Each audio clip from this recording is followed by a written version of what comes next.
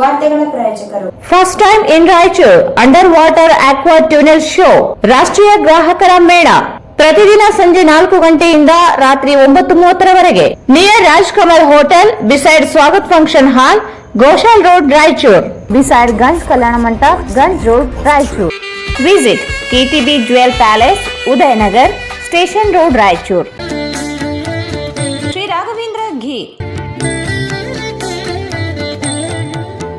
Shri Raghavendra Bharat furnitures ರಾಯಚೂರಿನಲ್ಲಿ ಮೊದಲ ಬಾರಿಗೆ 3 ಮಳಿಗೆ ಒಳಗೊಂಡ ಬೃಹತ್ ಆಕಾರದ furniture showroom. Please contact Bharat furniture CPS complex opposite Shiva Mandir Patel road Raichur.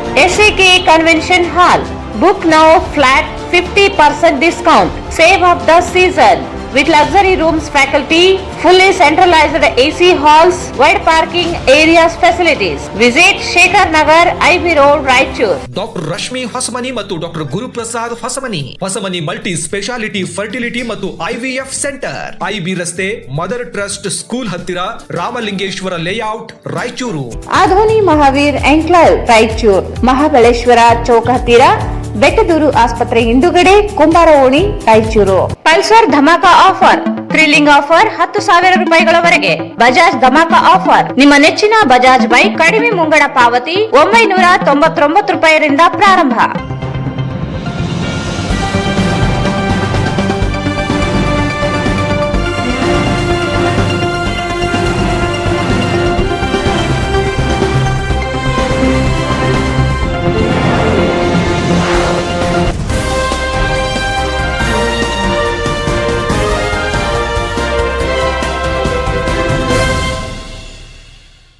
ನಮಸ್ಕಾರ, ವಾರ್ತೆಗಳಿಗೆ ಸ್ವಾಗತ. ಮೊದಲಿಗೆ ಮುಖ್ಯಾಂಶಗಳು. ರಾಯಚೂರಿನಲ್ಲಿ ಏಮ್ಸ್ ಸ್ಥಾಪನೆಗೆ ಕಾಂಗ್ರೆಸ್ ಸರ್ಕಾರ ಕೇಂದ್ರಕ್ಕೆ ನಿಯೋಗ ಹೋಗಲಿ, ಲಕ್ಷ್ಮಣ್ ದಸ್ತಿ. ಶಿಕ್ಷಕರ ವರ್ಗಾವಣೆ ಕೌನ್ಸಿಲಿಂಗ್ ಅವೈಜ್ಞಾನಿಕ, ಸರ್ಕಾರಿ ಶಾಲೆಗಳಲ್ಲಿ ಶಿಕ್ಷಕರು ಖಾಲಿ, ಜಿಲ್ಲೆಯ ಜನಪ್ರತಿನಿಧಿಗಳು ಒತ್ತಡ ಹೇರಲಿ, ಶಿವರಾಜ್ ನಾಯಕ್. ಗಂಗಾ ಕಲ್ಯಾಣ ಯೋಜನೆಯಡಿ ಆಯ್ಕೆಯಾದ ಅರ್ಹ ಫಲಾನುಭವಿಗಳಿಗೆ ಶಾಸಕ ಬಸನಗೌಡ ದದ್ದಲ್ ಅವರಿಂದ ಮೋಟಾರ್ ಸ್ಟಾರ್ಟರ್ ಪೈಪ್ ವಿತರಣೆ.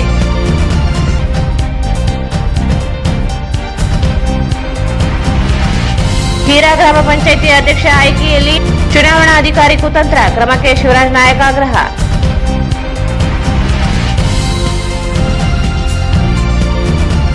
ಕರ್ನಾಟಕ ಛಾಯಾಗ್ರಾಹಕರ ಸಂಘ ಬೆಂಗಳೂರು ರಾಜ್ಯಾಧ್ಯಕ್ಷರಾದ ಪರಮೇಶ್ವರ್ ಸಾಲಿಮಠ್ ನಗರಕ್ಕೆ.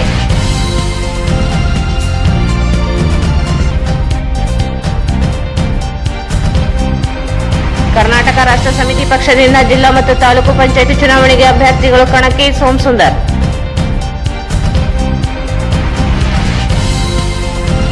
ಮತ್ತು ಏಮ್ಸ್ ಹೋರಾಟ 450ನೇ ದಿನಕ್ಕೆ. ರಾಯಚೂರಿನಲ್ಲಿ ಏಮ್ಸ್ ಸ್ಥಾಪಿಸದಿದ್ದರೆ ಹೋರಾಟ ಮತ್ತಷ್ಟು ತೀವ್ರ, ಕಲಬುರಗಿ ಯಾದಗಿರಿ ಹೋರಾಟಗಾರರ ಎಚ್ಚರಿಕೆ. ವಾರ್ತೆಗಳ ವಿವರ. ಕಲ್ಯಾಣ ಕರ್ನಾಟಕದ ರಾಯಚೂರು ಜಿಲ್ಲೆಯಲ್ಲಿ ಏಮ್ಸ್ ಸ್ಥಾಪನೆ ರಾಜ್ಯ ಸರ್ಕಾರ ಕೇವಲ ಪತ್ರಕ್ಕೆ ಸೀಮಿತವಾಗದೆ ಕೇಂದ್ರಕ್ಕೆ ಮುಖ್ಯಮಂತ್ರಿಗಳ ನೇತೃತ್ವ ನಿಯೋಗ ತೆರಳಬೇಕೆಂದು ಕಲ್ಯಾಣ ಕರ್ನಾಟಕ ಹೋರಾಟ ಸಮಿತಿ ಸಂಸ್ಥಾಪಕ ಅಧ್ಯಕ್ಷ ಲಕ್ಷ್ಮಣ್ ಗಸ್ತಿ ಆಗ್ರಹಿಸಿದರು. ಅವರು ಇಂದು ಮಾಧ್ಯಮಗೋಷ್ಠಿಯನ್ನು ಉದ್ದೇಶಿಸಿ ಮಾತನಾಡಿ, ಏಮ್ಸ್ ಸ್ಥಾಪನೆಗೆ ಆಗ್ರಹಿಸಿ 450 ದಿನಗಳಿಂದ ಹೋರಾಟ ನಡೆಸಲಾಗಿದೆ. ಈ ಹಿಂದೆ ಐಐಟಿ ಮಂಜೂರಾತಿಗೆ ನಂಜುಂಡಪ್ಪ ಸಮಿತಿ ಶಿಫಾರಸು ಮಾಡಿದ್ದರೂ ಕಿತ್ತೂರು ಕರ್ನಾಟಕದವರಿಂದ ಅನ್ಯಾಯವಾಗಿತ್ತು. ಅಂದಿನ ಮುಖ್ಯಮಂತ್ರಿಯಾಗಿದ್ದ ಸಿದ್ದರಾಮಯ್ಯನವರು ಜಿಲ್ಲೆಗೆ ಹೆಸರು ಕಳುಹಿಸದೆ 3 ಜಿಲ್ಲೆಯನ್ನು ಶಿಫಾರಸು ಮಾಡಿ ತಪ್ಪಿಸಿದರು.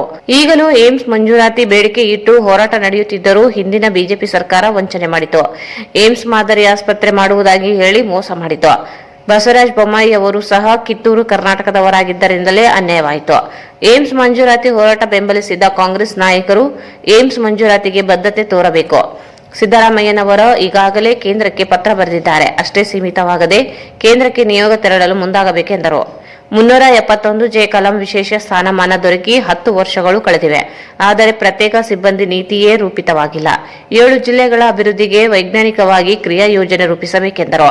ನಂಜುಂಡಪ್ಪ ಸಮಿತಿ ಶಿಫಾರಸಿನಂತೆ ಪ್ರಾದೇಶಿಕ ಅಸಮಾನತೆ ಹೋಗಲಾಡಿಸಲು ಪ್ರತಿ ಗ್ರಾಮ ಪಂಚಾಯಿತಿಯನ್ನು ಸೂಚ್ಯಂಕ ಮಾಡಿಕೊಂಡು ಹಿಂದುಳಿಯುವಿಕೆ ವರದಿಯನ್ನು ಸಿದ್ಧಪಡಿಸಿ ಜಾರಿಗೊಳಿಸಬೇಕು. ನೇಮಕಾತಿ ಮುಂಬಡ್ತಿಗಳಲ್ಲಿ SC ST ಮಾನದಂಡ ಅನುಸರಿಸಬೇಕೆಂದರು. ಖಾಲಿ ಇರುವ ಹುದ್ದೆಗಳ ಭರ್ತಿ ಸರ್ಕಾರ ಮುಂದಾಗಬೇಕೆಂದರು. ಅತ್ಯಂತ ಹಿಂದುಳಿದಂಥ ಕಲ್ಯಾಣ ಕರ್ನಾಟಕ ಪ್ರದೇಶ ಒಂದು ರಚನಾತ್ಮಕ ಪ್ರಗತಿ ಆಗಬೇಕೆಂಬ ಉದ್ದೇಶದಿಂದ ನಾವು 1987 ರಾಮಕೃಷ್ಣ ಹೆಗಡೆ ಕಪ್ಪು ಅವಾರ್ಡ್ ತೋರಿಸ್ತಿತ್ತು. ನಮ್ಗೆ ಪ್ರತ್ಯೇಕ ರಾಜ್ಯ ಕೊಡಲಿಲ್ಲ, ಅಭಿವೃದ್ಧಿ ಮಾಡಬೇಕು. ಆ ಸಂದರ್ಭದಾಗ ಅವರು ನಮ್ಗೆ ಭಯೋತ್ಪಾದಕ ರೀತಿ ಏನೇನೋ ಅಂದರು. ನಂತರ ಬೊಮ್ಮಾಯಿಯವರು ಇಚ್ಛಾಶಕ್ತಿ ತೋರಿಸಿ ಬೋರ್ಡ್ ಮಾಡಬೇಕಂತ ನಿರ್ಧಾರ ಕೊಡ್ರಿ ಇದನ್ನೇ ಅಂದಾಗ ಅವ್ರು ಸರ್ಕಾರ ಬಿಟ್ಟು ಮುಂದೆ ವೀರೇಂದ್ರ ಪಾಟೀಲ್ ಬಂದ ನಂತರ ಅಭಿವೃದ್ಧಿ ಮಂಡಳಿ ರಚನೆ ಆಯಿತು. ಅದು ಶಾಸನಾತ್ಮಕ ಅಭಿವೃದ್ಧಿ ಮಂಡಳಿ ಇದ್ದಿಲ್ಲ. ಅದರಿಂದ ಏನು ಅಭಿವೃದ್ಧಿ ಅಲ್ಲಿ 60 ಕೋಟಿ ಇಟ್ಟಿದ್ರು ಅವರು. ನಂತರ ದಿನಗಳಲ್ಲಿ ಬೇರೆ ಮುಖ್ಯಮಂತ್ರಿಗಳು ಅದಕ್ಕೆ ಜಾರಿ ಅಂದಿಲ್ಲ. ಅದರಿಂದ ಏನೂ ಆಗಲಾರ್ದು ನಂಜುಂಡಪ್ಪ ವರದಿ ಕೂಡಿಸಿದ್ರು ನಮ್ಮ ಹೋರಾಟದಲ್ಲಿ. ಅದರಿಂದ ಏನಾಗಲಾರ್ದು 371 ಹೋರಾಟ ಮಾಡಿದ್ವಿ. 371 ನಿರಂತರವಾಗಿ 2.5 ದಶಕದ ಹೋರಾಟ ಇತ್ತು. ದಿಲ್ಲಿಗೆ ಹೋದ್ರಿ, ಬೆಂಗಳೂರಿಗೆ ಹೋದ್ರಿ, ಭಾಳಷ್ಟು ಹೋರಾಟ ಮಾಡಿದ ನಂತರ ಅದು 2013ರಲ್ಲಿ ಜಾರಿ ಆಯಿತು. ಈಗ 10 ವರ್ಷ ಆಯಿತು. 371 ಅಂದ್ರೆ ಒಂದು ಬ್ಲ್ಯಾಂಕ್ ಚೆಕ್ ಇದ್ದಂಗೆ, ಏನು ಎಷ್ಟು ಬೇಕಾದ್ರೆ ದುಡ್ಡು ಬರ್ತಾರೆ ಅಂದಾಗ ಅರ್ಥ ಆಗುತ್ತೆ. 371 ಅಂತಂದ್ರೆ ಕೇವಲ ಇಂಜಿನಿಯರಿಂಗ್ದಾಗ, ಮೆಡಿಕಲ್ದಾಗ ರಿಸರ್ವೇಷನು, ಆಮೇಲೆ HKD ಸಮುದಾಯ ಭವನ ರೋಡ್ ಇಷ್ಟಲ್ಲ. ಮೊದಲನೇ ಹಂತವಾಗಿ HK ಪಾಟೀಲ್ ಅವರು ಇದ್ರಾಗ ಈ ಅಂಶಗಳನ್ನು ತೊಗೊಂಡ್ರಷ್ಟೇ. ಆದರೆ 371 ಜಾರಿ ಉದ್ದೇಶ ಅಂದ್ರೆ ಹೈದರಾಬಾದ್ ಕರ್ನಾಟಕದ ಕಲ್ಯಾಣ ಕರ್ನಾಟಕ ಪ್ರದೇಶ ಅತ್ಯಂತ ಹಿಂದುಳಿದ ನೀರಾವರಿ, ಕೈಗಾರಿಕೆ, ರಸ್ತೆ, ಸಾರಿಗೆ, ಶಿಕ್ಷಣ, ಉದ್ಯೋಗ ಎಲ್ಲ ಕ್ಷೇತ್ರಗಳು ಸಮಗ್ರ ಅಭಿವೃದ್ಧಿಗೆ ಒಂದು ನೀರಿನ ಕಾಶ ತಯಾರು ಮಾಡಿ ಅದಕ್ಕೇನೋದಲ್ಲ ಒಂದು ಕಾಲಮಿತಿಯಲ್ಲಿ ಅಭಿವೃದ್ಧಿ ಮಾಡಿ ಪ್ರಾದೇಶಿಕ ಅಸಮತೋಲನೆ ನಿವಾರಣೆ ಮಾಡಬೇಕಂತ ಜಾರಿ ಮಾಡಬೇಕು. ಒಂದು ಕಡೆ ಇದು ಆಯಿತು. ಇದಕ್ಕೆ ಪೂರ್ವಭಾವಿಯಾಗಿ ನಂಜುಂಡಪ್ಪ ವರದಿ 2002ರಲ್ಲಿ ಬಂದಿತ್ತು. ಆ ವರದಿಯಲ್ಲಿ ಸ್ಪಷ್ಟವಾಗಿ ಕಲ್ಯಾಣ ಕರ್ನಾಟಕ ಏನೇನು ಕೊಡಬೇಕು, ಬೀದರ್ಗೆ ಏನು ಕೊಡಬೇಕು, ರಾಯಚೂರಿಗೆ ಏನು ಕೊಡಬೇಕು ಎಲ್ಲ ಉಲ್ಲೇಖ. ಬೀದರ್ಗೆ ಏನು ಕೊಡಬೇಕು, ಪಶು ವಿಶ್ವವಿದ್ಯಾಲಯ ಕೊಡಬೇಕು, ಧರ್ಮಸಿಂಗ್ ಇಚ್ಛಾಶಕ್ತಿಯಿಂದ ಆಯಿತು, ಮೆಡಿಕಲ್ ಕಾಲೇಜ್ ಆಯಿತು. ರಾಯಚೂರಿಗೆ IIT ಕೊಡಬೇಕಂತಿತ್ತು. ನಮ್ಮ ಮುಖ್ಯಮಂತ್ರಿ ಸಿದ್ದರಾಮಯ್ಯ ಅವರು ಇದ್ದರು. ಒಂದು ಹೆಸರು ಕಳಿಸೋಬಿಟ್ಟು 3 ಹೆಸರು ಕಳಿಸಿ ಅನ್ಯಾಯ ಮಾಡೋದು. ನಾವು ಯಾವ ಹುಡುಗಿಗೆ ಲಗ್ನ ಮಾಡ್ಕೋಬೇಕಂತ ಎಂಗೇಜ್ಮೆಂಟ್ ಆಗಿರ್ತಲ್ಲ, ಆ ಹುಡುಗಿಗೆ ನೀವು ಧಾರವಾಡದಪ್ಪ ಅಂದ್ರೆ ನೀವು ಕೆಲಸ ಮಾಡಿ ನೀವು ಮಾಡ್ಕೋತಿರಲ್ಲ, ಅದು ಯಾರಾಯ್ತು? ಪ್ರತಿಯೊಂದ್ರದಾಗ ನಮ್ಮ ಬೊಂಬೈ ಕರ್ನಾಟಕದವ್ರು, ಕಿತ್ತೂರು ಕರ್ನಾಟಕದವ್ರು ಮಲ್ತ ಇದೋಣೆ ಮಾಡ್ತಾರೆ. ಒಂದು ಕಾಲಕ್ಕೆ ಮೈಸೂರು ಕರ್ನಾಟಕದವ್ರಿಗೆ ನಾವು ಅಂತಿದ್ದೀವಿ, ಇವ್ರು ನಮ್ಗೆ ಅನ್ಯಾಯ ಮಾಡ್ತಾ ಇದ್ದಾರ ಅಂತ ನಾವೇ ದೋಷ ಮಾಡ್ತಾ ಇದ್ದೀವಿ. ಈಗ ಏನಾಗಿದೆ, 20 ವರ್ಷದಿಂದ ಈಗ ಕಿತ್ತೂರು ಕರ್ನಾಟಕ ಈಗ ಹೆಸರಿಟ್ಕೊಂಡ್ರಲ್ಲ, ಅವರೇ ನಮ್ಗೆಲ್ಲ ಕಸ್ಕೊಂಡು IIT ರಾಯಚೂರು ಕೊಡ್ಬೇಕಂತಿತ್ತು. ಆದರೆ ಅವ್ರು ಧಾರವಾಡ ತೊಗೊಂಡೋದು. ಈ ಏಮ್ಸ್ನು ಏನದಲ್ಲ ಕಲ್ಯಾಣ ಕರ್ನಾಟಕ ಕೊಡ್ತೀವಿ ಅಂತ ಯಡಿಯೂರಪ್ಪನ ಹಿಡಿಯಿತು. ಅದಕ್ಕೆ ಬೊಮ್ಮಾಯಿ ಸಾಹೇಬ್ ಮುಖ್ಯಮಂತ್ರಿ ಆದಮೇಲೆ ಇವರು ಜಗದೀಶ್ ಶೆಟ್ಟರು IIT ತಂದಲ್ಲ, ನಾನು ಏಮ್ಸ್ ತರಬೇಕು ಅನ್ನೋದು ಒಳಗೆ ಉದ್ದೇಶ ಇಟ್ಕೊಂಡು ಪ್ರಹ್ಲಾದ್ ಜೋಶಿ ಅವರಿಗೆಲ್ಲ ಬೊಂಬೈ ಕರ್ನಾಟಕ ನಾಯಕರು ಯಾವಾಗಲೂ ಇವ್ರಿಗೆ ನಾವು ನಂಬೇಬಾರ್ದು. ಮತ್ತು ಇವರು ಏಮ್ಸ್ ಮಾದರಿ ಅಂತ. ಅದೇ ನಾ ಯಾವ ಹುಡುಗಿಗೆ ನಾನು ಲೈಕ್ ಮಾಡೀನಿ, ಆ ಹುಡುಗಿಗೆ ಲಗ್ನ ಮಾಡ್ಕೊತೀನಿ, ಅದ್ರ ಮಾದರಿ ಹುಡುಗಿ ಕೊಡ್ತೀನಿ ಅಂತ ಅರ್ಥ ಏನಿದು? ಅದಕ್ಕೆ ಇದು ಬೊಂಬೈಯವ್ರದ್ದು ಇದು ಕುತಂತ್ರ ಇದ್ದು, ಇದು ನಾವು ಖಂಡಿಸ್ತೀವಿ. ಅದಕ್ಕೆ ಹೊಸ ಸರ್ಕಾರ ಬಂದ್ಮೇಲೆ ಸನ್ಮಾನ್ಯ ಸಿದ್ದರಾಮಯ್ಯನವರು ಏಮ್ಸ್ ಬಗ್ಗೆ ಅನ್ನೋದನ್ನು ಕೇಂದ್ರ ಸರ್ಕಾರಕ್ಕೆ ಅಧಿಕೃತ ಪತ್ರ ಬರೆದಾರ. ಅದಕ್ಕೆ ರಾಯಚೂರಿನಲ್ಲಿ 2022 ಮೇ ತಿಂಗಳಿಂದ ಹೋರಾಟ ನಡೆದ 250 ದಿವಸ ಇದು ಹೋರಾಟ, 450 ದಿವಸ ಈ ಒಂದು ಹೋರಾಟ ನಮ್ಮ ಕಲ್ಯಾಣ ಕರ್ನಾಟಕದಲ್ಲಿ ಐತಿಹಾಸಿಕ ಹೋರಾಟ. ಒಂದು ಕಡೆ ಬೀದರ್ನಲ್ಲಿ ಕಾರಂಜ ಹೋರಾಟ ನಡೆದಿದೆ, ಅದು 430 ದಿವಸ ಇತ್ತು, ಇದು 450 ದಿವಸ. ಅಂದರೆ ಕಲ್ಯಾಣ ಕರ್ನಾಟಕದಲ್ಲಿ ಹೋರಾಟಗಳೊಳಗೆ 371ನೇ ಕಲಂ ಹೋರಾಟ ಯಾವ ಸ್ವರೂಪ ಆಗಿತ್ತು ಆ ಸ್ವರೂಪದಾಗ ಈ ಹೋರಾಟದಿಂದ ಮುಂದುವರಿಬೇಕು. ಯಾಕಂದ್ರೆ ಇದು ನ್ಯಾಷನಲ್ ಇಶ್ಯೂ ಅದ. ಇದು ಯಾವುದೇ ಪಂಚಾಯತ್ ಲೆವೆಲ್ ಇಶ್ಯೂ ಅಲ್ಲ, ಇದೇನು ರಾಜ್ಯ ಸರ್ಕಾರ ಇಶ್ಯೂ ಅಲ್ಲ, ಇದು ಕೇಂದ್ರ ಸರ್ಕಾರ ಇಶ್ಯೂ ಅದ. ಮುಖ್ಯಮಂತ್ರಿಯವ್ರ ಪತ್ರ ಬರೆದ್ರೆ ಸಾಲಲ್ಲ, ಮುಖ್ಯಮಂತ್ರಿಯವ್ರ ನೇತೃತ್ವದಲ್ಲಿ ಇದಕ್ಕೆ ನಿಯೋಗ ಹೋಗಬೇಕು. ಅದಕ್ಕೆ ಸನ್ಮಾನ್ಯ ಮುಖ್ಯಮಂತ್ರಿ ಸಿದ್ದರಾಮಯ್ಯನ ಒತ್ತಾಯ ಮಾಡ್ತೀವಿ. BJP ಗೌರ್ಮೆಂಟ್ ಇದ್ದಾಗ ಅವ್ರು ಅನ್ಯಾಯ ಮಾಡಿದ್ರು, ಅದಕ್ಕೆ ನೀವು ಭರವಸೆ ಕೊಟ್ಟಿರಿ ಎಲೆಕ್ಷನ್ ಟೈಮ್ನಾಗ. ನಾವು ಅವ್ರು BJPದವ್ರು ಮಾಡಲ್ಲ, ನಾವು ಮಾಡ್ತೀವಿ ಇದು ಉಪಮುಖ್ಯಮಂತ್ರಿಗಳು ಹೇಳಿದ್ರು, ಮುಖ್ಯಮಂತ್ರಿಗಳು ಹೇಳಿದ್ರು, ನೀವು ಪತ್ರಗಳು ಬರ್ತೀವಿ. ಭೋಸರಾಜ್ ಅವರು ಭಾಳ ಇಚ್ಛಾಶಕ್ತಿ ತೋರಿಸ್ತಾ ಇದ್ದಾರೆ, ಮತ್ತು ಭಗವಂತ ಖೂಬ್ ಅವರು ಇದಕ್ಕೆ ಸಹಮತಿ ವ್ಯಕ್ತಪಡಿಸಿದ್ದಾರೆ. ಅದಕ್ಕೆ ಇದು ರಾಯಚೂರಿಗೆ ಏಮ್ಸ್ ಕೊಡ್ಬೇಕು ಅಂಬೋದ್ರ ಬಗ್ಗೆ ಕಲ್ಯಾಣ ಕರ್ನಾಟಕ ಹೋರಾಟ ಸಮಿತಿ, ಯಾದಗಿರಿ, ಗುಲ್ಬರ್ಗ ಮತ್ತು ಬೀದರ್ ನಾವೆಲ್ಲ ಜಿಲ್ಲಾದವರು ನಮ್ಮ ರಾಯಚೂರಿಗೆ ಕೊಡಬೇಕು. ನಮ್ಮ ಜಗಳದಾಗ ಇದು ಮತ್ತೆ ಏನಪ್ಪ ಧಾರವಾಡಕ್ಕೆ ಹೋಗ್ಬಾರ್ದು. ಯಾಕಂದ್ರೆ ಈ ಕಲ್ಯಾಣ ಕರ್ನಾಟಕ ಭೂಮಿದಾಗ ಹುಟ್ಟಿದವ್ರು ನಾವೆಲ್ಲ ಯಾರಿಗೆ ಮಲ್ಲಿಕಾರ್ಜುನ ಖರ್ಗೆ ಅವರಿಗೆ ಹೌದು. ಸಾಹಿತಿ ಆರ್.ಕೆ. ಹುಡುಗಿ ಮಾತನಾಡಿ, ಏಮ್ಸ್ ಹೋರಾಟಕ್ಕೆ ಎಲ್ಲಾ ಜಿಲ್ಲೆಗಳು ಬೆಂಬಲಿಸಬೇಕಿದೆ. ರಾಯಚೂರು ಜಿಲ್ಲೆಗೆ ಅನ್ಯಾಯವಾಗಿರುವುದನ್ನು ಸರಿಪಡಿಸಬೇಕಿದೆ. ಧಾರವಾಡದಲ್ಲಿ 8 ವಿಶ್ವವಿದ್ಯಾಲಯಗಳಿವೆ. ಉಚ್ಚಾಸ್ಪತ್ರೆಯೂ ಅಲ್ಲಿಯೇ ಇದೆ ಎಂದು ವ್ಯಂಗ್ಯವಾಡಿ ಮಾತನಾಡಿದರು. ಅವರು ರಾಯಚೂರು ಜಿಲ್ಲೆಗೆ ಉಸ್ತುವಾರಿ ಸಚಿವ ಅನ್ಯಾಯವಾದರೂ ಜಿಲ್ಲೆಯ ಶಾಸಕರೇ ಬೆಂಬಲಿಸಿಲ್ಲ ಎಂದರು. ಎಲ್ಲ ಹೋರಾಟಕ್ಕಾಗಿ ಗಮನ ಕೊಡುವ ಉದ್ದೇಶದಿಂದ ಇಂಬ್ಯಾಲೆನ್ಸ್ ಡೆವಲಪ್ಮೆಂಟ್ ಆಗಬಾರ್ದು ಅನ್ನೋ ಕಾರಣಕ್ಕೆ ನಾವು ಕಲ್ಬುರ್ಗಿಯಿಂದ ಯಾರ್ಯಾರು ಇಂಬ್ಯಾಲೆನ್ಸ್ ಡೆವಲಪ್ಮೆಂಟ್ ಆಗಬಾರ್ದು ಅಂತಕ್ಕಂಥ ಮಾತಿಗೆ ಗಮನ ಕೊಡ್ತಕ್ಕಂಥ ಜನ ಇದ್ದಾರೆ ಕಲಬುರಗಿಯಲ್ಲಿ ಅಥವಾ 7 ಜಿಲ್ಲೆಗಳಲ್ಲಿ ಅವರೆಲ್ಲರ ಪರವಾಗಿ ಇಲ್ಲಿ ಹೋರಾಟಗಾರರಿಗೆ ನಾವು ಗಮನ ಸೂಚಿಸಬೇಕು. ನಮ್ಮ solidarity ಅವ್ರ ಜೊತೆ ಇದೆ. ನಾವು ಅನೇಕ ಸಂದರ್ಭದಲ್ಲಿ ರಾಯಚೂರಿಗೆ ಆದಂಥ ಅನ್ಯಾಯವನ್ನು ಖಂಡಿಸಿದೆವು, ಮಾತಾಡಿದೆವು, ಚರ್ಚೆ ಮಾಡಿದೆವು. ಅದು ಎಷ್ಟು ಮಟ್ಟಿಗೆ ಪತ್ರಿಕೆಲ್ಲ ಬಂದವು, ಎಷ್ಟು ಮಟ್ಟಿಗೆ ಬಂದೆವು, ನಾವು ಹೇಳಿದ್ದು ಬಂದವ ಇಲ್ಲ ಅಂತ ನೋಡೋ ಛಲ ನಮಗೆ ಇಲ್ಲ. ಬರೆದರೆ ಬರೀತಾರೆ, ಬರಲಿ ಬಂದರೆ ಏನಲ್ಲ. ನಮ್ಮಂಥ ಹೋರಾಟಗಾರರ ಬಗ್ಗೆ ಯಾರು ಕೇರ್ ಮಾಡ್ತಾರೆ ಅನ್ನೋದು ಸಂದೇಹ ಗೊತ್ತಿದೆ. ಅಷ್ಟೆಲ್ಲ ಆಗಿ ಕೂಡ ನಾವು ನಮ್ಮ ಬೆಂಬಲವನ್ನು ಸೂಚಿಸೋ ಸಲುವಾಗಿ ಬಂದಿವಿ. ಅದಕ್ಕೆ ಬಿಟ್ಟು ಬೇರೆ ಏನು ನಾವು ಇಲ್ಲಿ ಹೆಚ್ಚಿನ ಚರ್ಚೆಗೆ ಮಾತಾಡಬೇಕು ಅಂತ ಬಂದೆ. ಈಗ ಪತ್ರಕರ್ತರು ಹಿರಿಯ ಪತ್ರಕರ್ತರು ಇಲ್ಲಿ ಇನ್ಚಾರ್ಜ್ ಮಾಡಿರಲ್ಲ, ಇಲ್ಲಿ ಮಿನಿಸ್ಟ್ರಿಗೆ ರಾಯಚೂರು ಡಿಸ್ಟ್ರಿಕ್ಟಾಗಿ ಎಷ್ಟು ಮಂದಿ MLAಗಳು ಇದನ್ನು ಪ್ರತಿಭಟಿಸಿದ್ದಾರೆ. ಪತ್ರಕರ್ತರಾಗಿ ನೀವು ಕೇಳ್ತಾ ಇದ್ದೀರಿ, ಹೋರಾಟಗಾರರಾಗಿ ನಾವು ಉತ್ತರ ಕೊಡಬೇಕಾದಂಥ ಪರಿಸ್ಥಿತಿ ಬಂದಿದೆ. ಎಷ್ಟು ಮಂದಿ MLAಗಳು ಪ್ರತಿಭಟಿಸಿದ್ದಾರೆ? ಕಾಂಗ್ರೆಸ್ನಾಗ ಇರ್ತಕ್ಕಂಥವ್ರು ಅಥವಾ ಬೇರೆ ಬೇರೆ ಪಕ್ಷದಾಗಿರೋ ನಮ್ಮ ಜಿಲ್ಲೆಯವರೇ ನಾವು ಇನ್ಚಾರ್ಜ್ ಮಾಡಲಿಕ್ಕೆ ಯಾರೋ ಪ್ರತಿಭಟಿಸಿದಾರ? ನೀವು ಕೇಳ್ತಾ ಇದ್ದೀರಿ ಅಥವಾ ನಮಗೆ ಕೇಳ್ತಾ ಇದ್ದೀರಿ? ಇಂಬ್ಯಾಲೆನ್ಸ್ ಡೆವಲಪ್ಮೆಂಟ್ ಆಗಬಾರ್ದು. ಈಗ ನೋಡಿರಿ, ಧಾರವಾಡದಲ್ಲಿ ಸುಮಾರು 8 ಯೂನಿವರ್ಸಿಟಿ ಇಲ್ಲ. ಧಾರವಾಡದಲ್ಲಿ 8. ಅಲ್ಲೇ ಲಾ ಯೂನಿವರ್ಸಿಟಿ ಅಲ್ಲೇ ಇದೆ, ಕರ್ನಾಟಕ ಯೂನಿವರ್ಸಿಟಿ ಅಲ್ಲೇ ಇದೆ, ಜಾನಪದ ಯೂನಿವರ್ಸಿಟಿ ಅಲ್ಲೇ ಇದೆ, ಅಗ್ರಿ ಯೂನಿವರ್ಸಿಟಿ ಅಲ್ಲೇ ಇದೆ, IITನೂ ಅಲ್ಲೇ ಇದೆ. ಅವ್ರು ಒಳ್ಳೆತನಕ್ಕೆ ಸುದೈವದಿಂದ ಹುಚ್ಚರ ಆಸ್ಪತ್ರೆಯೂ ಅಲ್ಲೇ ಅದ. ಯಾರು ಹೇಳೋದಿಲ್ಲ. ನಮ್ಮಂಥವ್ರೆಲ್ಲ ಅಲ್ಲಿ ಇಲ್ಲಿ ಕೇಳೋಲ್ಲ ಅಂತಾರೆ. ನಮ್ದು ಏನಾಗಿದೆ, ನಾವು ಹೊಗಳಿದ್ರೆ ನಕ್ಷತ್ರ ಹೋಗಿರಲ್ಲ ಅನ್ನೋದು ಅವ್ರಿಗೂ ಗೊತ್ತಾಗಿದೆ. ಹಾಗಂತ ನಾವು ಹೊಗಳೋದು ಬಿಡ್ಕೊಂಡು ಬರ್ತೀವಿ. ಕ್ರೈಯಿಂದ ವೈಲ್ಡ್ನೆಸ್ ಅನ್ನೋದು ನಮ್ಗೆ ಗೊತ್ತಿದೆ.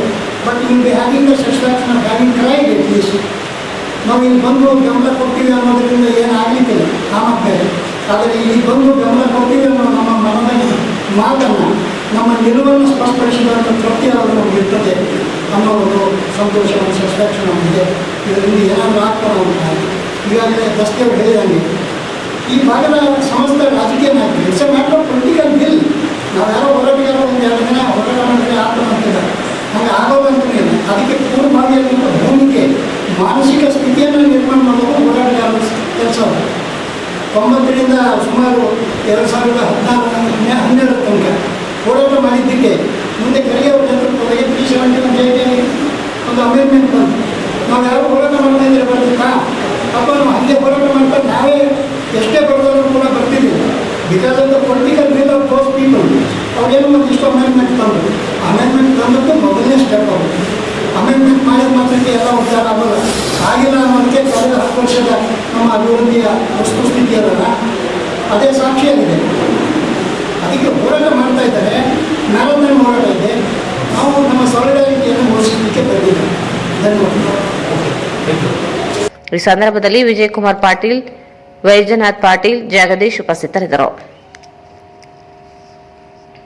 ಜಿಲ್ಲೆಯಲ್ಲಿ ನಡೆಯುತ್ತಿರುವ ಶಿಕ್ಷಕರ ವರ್ಗಾವಣೆಯಿಂದ ಸರ್ಕಾರಿ ಶಾಲೆಗಳು ಶಿಕ್ಷಕರಿಲ್ಲದೆ ಖಾಲಿಯಾಗುತ್ತಿದ್ದು, ಕೂಡಲೇ ಪರ್ಯಾಯ ವ್ಯವಸ್ಥೆ ಮಾಡಬೇಕೆಂದು ದೇವದುರ್ಗ ಮುಖಂಡ ಶಿವರಾಜ್ ನಾಯಕ್ ಆಗ್ರಹಿಸಿದರು. ಅವರು ಇಂದು ಮಾಧ್ಯಮಗೋಷ್ಠಿಯನ್ನು ಉದ್ದೇಶಿಸಿ ಮಾತನಾಡಿ, ಶಿಕ್ಷಕರ ಕೊರತೆಯ ಮಧ್ಯೆಯೂ ಶಿಕ್ಷಕರ ವರ್ಗಾವಣೆ ಮಾಡಲಾಗಿದೆ. 42.8% ಶಿಕ್ಷಕರು ಕೊರತೆ ಇದೆ. ಅವೈಜ್ಞಾನಿಕ ವರ್ಗಾವಣೆಯಿಂದ ಶಿಕ್ಷಕರುಗಳೇ ಇಲ್ಲದೆ ಹೋಗಿದೆ. ದೇವದುರ್ಗ ತಾಲೂಕಿನ ಕೊತ್ತದೊಡ್ಡಿ ಶಾಲೆಯಲ್ಲಿ 5 ಜನ ಶಿಕ್ಷಕರಿದ್ದು 4 ಜನರು ವರ್ಗಾವಣೆ ಮಾಡಲಾಗಿದೆ. 650 ಜನ ವಿದ್ಯಾರ್ಥಿಗಳಿದ್ದ ಒಬ್ಬ ಶಿಕ್ಷಕರಿಂದ ಬೋಧನೆ ಸಾಧ್ಯವೇ ಎಂದು ಪ್ರಶ್ನಿಸಿದರು. ಕೆ ಇರುಬುಗೇರ ಗ್ರಾಮದಲ್ಲಿ 7 ಜನ ಶಿಕ್ಷಕರು ಇದ್ದು 6 ಜನರನ್ನು ವರ್ಗಾವಣೆ ಮಾಡಲಾಗಿದೆ. ಮಟ್ಲರ ದೊಡ್ಡಿ ಶಾಲೆಯಲ್ಲಿ 2 ಶಿಕ್ಷಕರಿದ್ದು ಒಬ್ಬರನ್ನು ವರ್ಗಾವಣೆ ಮಾಡಲಾಗಿದೆ.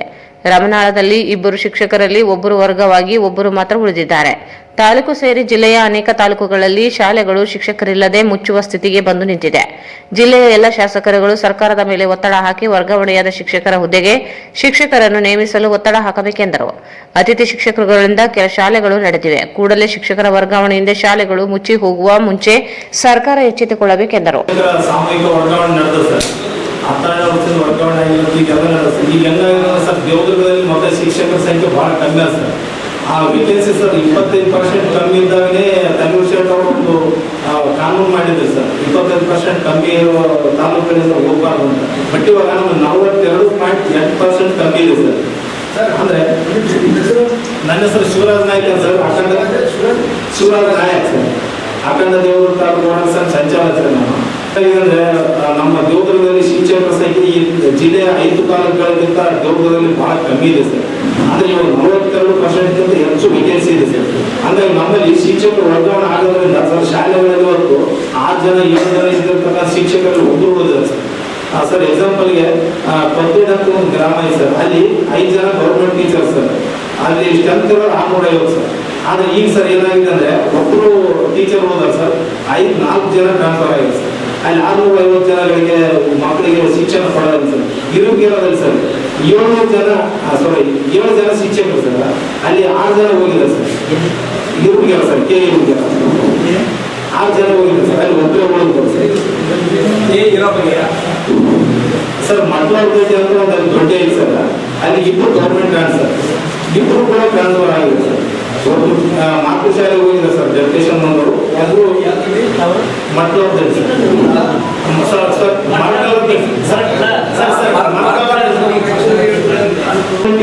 ಸರ್ ಒಂದು ಗೆಸ್ಟ್ ಮಾತ್ರ ಶಾಲೆ ನಡೆಸ್ತಿದ್ದಾರೆ ಸರ್. ಆಮೇಲೆ ಇದು ರಾಮನಗರ ಸರ್ 300 ಜನ ಹುಡುಗರ ಸರ್, 2 ಮೇಟ್ರಿದ್ರು, ಒಬ್ಬರು ಹೋಗಿ ಒಬ್ಬರು ಹೇಳಿದ್ದಾರೆ ಸರ್. ಇದು ದೇವದುರ್ಗ ತಾಲೂಕಿನ ಕೆಲವು ಹಳ್ಳಿಗಳಲ್ಲಿ ನಾವು ಓಡಾಡಿದ್ವಿ ಸರ್, ಅಲ್ಲಿ ಅವ್ರು ಹೇಳಿದ್ರಿಂದ ನಿಮ್ಮ ಹೋಗ್ತಾ ಇದ್ದೀವಿ ಸರ್. ಇದೇ ತರ ರಾಯಚೂರು ಗ್ರಾಮೀಣದಲ್ಲೂ ಅದೇ ಸಮಸ್ಯೆ ಸರ್.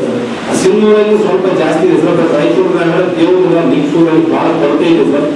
ಈಗ ನಾನು ತಮ್ಮ ಮುಖಾಂತರ ಮನವಿ ಮಾಡಿದ್ದೇನೆ ಸರ್. ನಿನ್ನೆ ನಾನು ಈಶ್ವರಪ್ಪ ಪಾಟೀಲ್ MLA ಮತ್ತು ಗಂಗು ಬಸವನಗೌಡರಿಗೆ ರಿಕ್ವೆಸ್ಟ್ ಮಾಡಿದೆ ಸರ್, ಎಜುಕೇಶನ್ ಮಿನಿಸ್ಟರ್ ಹತ್ರ ಮಾತಾಡಿ ಈ ಟ್ರಾನ್ಸ್ಫರ್ನ ಕೌನ್ಸಿಲಿಂಗ್ ನಡೆದಿದೆ ಸರ್. ಈ ಹೊಸ ಟೀಚರ್ಸ್ ಬರೋರು ಕೌನ್ಸಿಲಿಂಗ್ ಸ್ಟಾಪ್ ಮಾಡಿ, ಇಲ್ಲಾಂದ್ರೆ ಪರ್ಯಾಯವಾಗಿ ಬೇಗ ಶಿಕ್ಷಕರು ಕೊಡ್ರಿ. ಅವ್ರು ಹೊಸ ಮುಂದುವರೆವರೆಗೂ ಇವ್ರು ಕಳಿಸಿದ್ರೆ ನಮ್ಮ ಶಾಲೆಗಳೆಲ್ಲ ಆವಾಗ ಹೋಗ್ತಾರೆ ಸರ್. ಈಗ ಕೋವಿಡ್ನಲ್ಲಿ ಎಂದಾಗಿದೆ ಸರ್ 2 ವರ್ಷ, ಅದೇ ಪರಿಸ್ಥಿತಿ ಈಗ ನಿರ್ಮಾಣ ಆಗಿದೆ ಸರ್. ದಯವಿಟ್ಟು ತಾವು ಕೂಡ ಇದನ್ನು ಸ್ವಲ್ಪ ಗಂಭೀರವಾಗಿ ಪರಿಗಣಿಸಿ ಸ್ವಲ್ಪ ಸರ್ಕಾರ ಗಮನ ಮುಡಿಸ್ಬೇಕಂತ ನಾನು ಮನವಿ ಮಾಡ್ತೇನೆ ಸರ್. ಇವತ್ತು ಏನಾಗ ಸರ್, ಈ MLAಗಳು 5 ಜನ MLAಗಳಿದ್ದಾರೆ ಸರ್, ಶಿವರಾಜ್ ಪಾಟೀಲ್, ಗದ್ದಲ ಬಸವನಗೌಡ, ದೇವದುರ್ಗದ ಕರಿಯಮ್ಮ ಅವರು, ಆಮೇಲೆ ಇವರು ಶರಣಗೌಡ MLC ಅವರು ಸೇರಿ ಎಜುಕೇಶನ್ ಮಿನಿಸ್ಟರ್ಗೆ ಭೇಟಿ ಆಗಲಿಲ್ಲ ಅಂದ್ರೆ ನಮ್ಮ ತಾಲೂಕು ಮತ್ತು ಇಡೀ ಜಿಲ್ಲೆಗೆ ನಾವು ಮಕ್ಕಳಿಗೆ ಶಿಕ್ಷಣಕ್ಕೆ ನಾವು ವಿಷಯ ಕೊಟ್ಟಾಗ ಆಗ್ತದೆ ಸರ್. ಆ ಕಾರಣಕ್ಕೆ ನಾಳೆ 7ನೇ ತಾರೀಕು ಕೇಳಿ ಮೀಟಿಂಗ್ ಇದೆ ಸರ್, ಮಿನಿಸ್ಟರ್ಗಳ ಗಮನಕ್ಕೆ ಇವೆಲ್ಲ ತರಬೇಕು, ತಾವು ಕೂಡ ಒತ್ತಡ ಹಾಕ್ಬೇಕಂತ ನಿಮ್ಮಲ್ಲಿ ನಾನು ಕಳಕಳಿ ಮನವಿ ಮಾಡ್ತೀವಿ ಸರ್. ದಯವಿಟ್ಟು ತಾವೆಲ್ಲ ಸಪೋರ್ಟ್ ಮಾಡಿ ಸರ್. ಕರಿಯಮ್ಮವ್ರಿಗೆ ನಾನು ಹೇಳಿದ್ದೇನೆ, ಬಟ್ ನನಗೆ ಇನ್ನೂ ಅದೇನೋ ಗೊತ್ತಾಗಲ್ಲ. ಶಿವರಾಜ್ ಪಾಟೀಲ್ ನಿನ್ನೆ ಮತ್ತು ಮೊನ್ನೆ ದಿನ ಫೋನ್ ಮಾಡಿದ್ರು ಸರ್, ಅವ್ರು ಎಜುಕೇಶನ್ ಮಿನಿಸ್ಟರ್ ಭೇಟಿ ಆಗಿಲ್ಲ ಅಂತ ಪಾಸಿಟಿವ್ ಹೇಳಿದ್ದಾರೆ. ಆಮೇಲೆ ನಿನ್ನೆ ಗದ್ದಲ ಬಸವನಗೌಡರಿಗೆ ನಾವು ಭೇಟಿಯಾಗಿ ಸರ್ ಖುದ್ದಾಗಿ ಅವರು. ಈ ಸಂದರ್ಭದಲ್ಲಿ ಹೊನ್ನಪ್ಪ ನಾಯಕ್, ಸಾಬಣ್ಣ ನಾಯಕ್ ಉಪಸ್ಥಿತರಿದ್ದರು. ರಾಯಚೂರು ಗ್ರಾಮೀಣ ಕ್ಷೇತ್ರದ ಜನಪ್ರಿಯ ಶಾಸಕರಾದ ಬಸನಗೌಡ ದದ್ದಲ್ ಅವರು ಶಾಸಕರ ಕಾರ್ಯಾಲಯದಲ್ಲಿ ಗಂಗಾ ಕಲ್ಯಾಣ ಯೋಜನೆ ಅಡಿಯಲ್ಲಿ ಆಯ್ಕೆಯಾದ ಪರಿಶಿಷ್ಟ ಜಾತಿ, ಪರಿಶಿಷ್ಟ ಪಂಗಡ, ವಾಲ್ಮೀಕಿ ಅಭಿವೃದ್ಧಿ ನಿಗಮ ವತಿಯಿಂದ ಈ ಹಿಂದೆ ವಾಲ್ಮೀಕಿ ಅಭಿವೃದ್ಧಿ ನಿಗಮ ಅಧ್ಯಕ್ಷರಾಗಿದ್ದ ಸಂದರ್ಭದಲ್ಲಿ 2018-19ನೇ ಸಾಲಿನಲ್ಲಿ ಒಟ್ಟು 145 ಬೋರ್ವೆಲ್ಗಳನ್ನು ಕೊರೆಯಲಾಗಿದ್ದು, ಅವುಗಳಲ್ಲಿ ಇಂದು 30 ಜನರಿಗೆ ಮೋಟಾರ್, ಪೈಪ್ ಮತ್ತು ಇತರೆ ಸಾಮಗ್ರಿಗಳನ್ನು ವಿತರಿಸಲಾಗಿದೆ. ಇನ್ನು ಬಾಕಿ ಉಳಿದ ಮೋಟಾರ್ಗಳನ್ನು ಸದ್ಯದಲ್ಲಿಯೇ ಫಲಾನುಭವಿಗಳಿಗೆ ತಲುಪಿಸುವ ಕೆಲಸ ಮಾಡುತ್ತೇವೆ ಎಂದು ಮಾತನಾಡಿದರು. ಎರಡನೇ ಅವಧಿಗೆ ನನ್ನನ್ನು ರಾಯಚೂರು ಗ್ರಾಮೀಣ ಕ್ಷೇತ್ರದ ಶಾಸಕರನ್ನಾಗಿ ಆಯ್ಕೆ ಮಾಡಿದ ನನ್ನ ಕ್ಷೇತ್ರದ ಜನರಿಗಾಗಿ ದುಡಿಯುತ್ತೇನೆ. ಪರಿಶಿಷ್ಟ ಜಾತಿ, ಪರಿಶಿಷ್ಟ ಪಂಗಡ, ಇತರೆ ನಿಗಮಗಳ ವತಿಯಿಂದ ಆದಷ್ಟು ಬೇಗ ನನ್ನ ರೈತರಿಗೆ ಸಲಕರಣೆಗಳನ್ನು ವಿತರಿಸಲಾಗುತ್ತದೆ ಎಂದರು. ರಾಜ್ಯದಲ್ಲಿ ಕಾಂಗ್ರೆಸ್ ಸರ್ಕಾರ ಅಧಿಕಾರಕ್ಕೆ ಬಂದಿದೆ. 5 ಗ್ಯಾರಂಟಿ ಯೋಜನೆಗಳ ಜೊತೆಗೆ ಇತರೆ ಯೋಜನೆಗಳನ್ನು ಜನರಿಗೆ ತಲುಪಿಸಲು ಪ್ರಾಮಾಣಿಕ ಪ್ರಯತ್ನ ಮಾಡುತ್ತೇನೆ. ರಾಯಚೂರು ಗ್ರಾಮೀಣ ಕ್ಷೇತ್ರದ ಜನರ ಕಸುಬು ವ್ಯವಸಾಯದಿಂದ ಕೂಡಿದ್ದು ಹೆಚ್ಚಿನ ಸಂಖ್ಯೆಯಲ್ಲಿ ರೈತರು ಕೃಷಿಯನ್ನೇ ಅವಲಂಬಿಸಿದ್ದಾರೆ. ರಾಯಚೂರು ಗ್ರಾಮೀಣ ಕ್ಷೇತ್ರ ಹೆಚ್ಚು ಮಳೆಯಾಶ್ರಿತ ವ್ಯವಸಾಯವಾಗಿದ್ದು ಅತಿ ಸಣ್ಣ ನೀರಾವರಿ ರೈತರಿಗೆ ಅನುಕೂಲವಾಗಲೆಂದು ಸರ್ಕಾರದ ವತಿಯಿಂದ 5 ಎಕರೆ ಒಳಗಿನ ರೈತರಿಗೆ ಬೋರ್ವೆಲ್ ಕೊರೆಸಲಾಗುತ್ತದೆ. ನಾನು ರಾಯಚೂರು ಗ್ರಾಮೀಣ ಕ್ಷೇತ್ರದಲ್ಲಿ 2ನೇ ಬಾರಿಗೆ ಶಾಸಕರನ್ನಾಗಿ ರಾಯಚೂರು ಗ್ರಾಮೀಣ ಕ್ಷೇತ್ರದ ಜನರು ನನ್ನನ್ನು ಆಯ್ಕೆ ಮಾಡಿದ್ದಾರೆ. ನನ್ನ ಕ್ಷೇತ್ರದ ಸಮಗ್ರ ಅಭಿವೃದ್ಧಿಗೆ ಶ್ರಮಿಸುತ್ತೇನೆ ಎಂದರು. ಈ ಕ್ಷೇತ್ರವನ್ನು ನೀರಾವರಿ ಮಾಡಬೇಕು ಎಂದು ಕಲ್ಪನೆ ಇದೆ. ಆ ನಿಟ್ಟಿನಲ್ಲಿ ನಾನು ಸದಾ ಕೆಲಸ ಮಾಡುತ್ತಿದ್ದೇನೆ. ಕೆರೆ ತುಂಬಿಸುವ ಯೋಜನೆಗೆ ಬಗ್ಗೆ ಸರ್ಕಾರಕ್ಕೆ ಪ್ರಸ್ತಾವನೆ ಸಲ್ಲಿಸಲಾಗಿದೆ. ಅದು ಅನುಮೋದನೆ ದೊರೆತರೆ ಮುಂಬರುವಂತಹ ದಿನಗಳಲ್ಲಿ ನೀರಾವರಿಯಾಗುತ್ತದೆ. ನನ್ನ ಭಾಗದ ರೈತರಿಗಾಗಿ ಶ್ರಮಿಸುತ್ತೇನೆ ಎಂದರು. ಗಂಗಾ ಕಲ್ಯಾಣ ಯೋಜನೆಯಡಿ ಫಲಾನುಭವಿಗಳಿಗೆ 30 ಜನರಿಗೆ ವಾಲ್ಮೀಕಿ ಅಭಿವೃದ್ಧಿ ನಿಗಮದ ವತಿಯಿಂದ ನೀಡಲಾಗಿದೆ. ಬೋರ್ವೆಲ್ ಕೊರೆಯುವುದು ಒಬ್ಬರಿಗೆ ಟೆಂಡರ್ ಆದರೆ ಮತ್ತು ಟಿಸಿ ಇತರ ಸಾಮಗ್ರಿಗಳನ್ನು ಕೊಡುವುದು ಬೇರೆ ಟೆಂಡರ್ ಕರೆದು ಅವುಗಳನ್ನು ಫಲಾನುಭವಿಗಳಿಗೆ ತಲುಪಿಸಲು ಒಂದೆಡೆ ವರ್ಷ ಕಳೆಯುತ್ತಿತ್ತು. ಇದರಿಂದ ಬೋರ್ವೆಲ್ ಕೊರೆದ ಜಾಗದಲ್ಲಿ ಮಣ್ಣು ಬಿದ್ದು ಮುಚ್ಚುವ ಪರಿಸ್ಥಿತಿ ಇತ್ತು.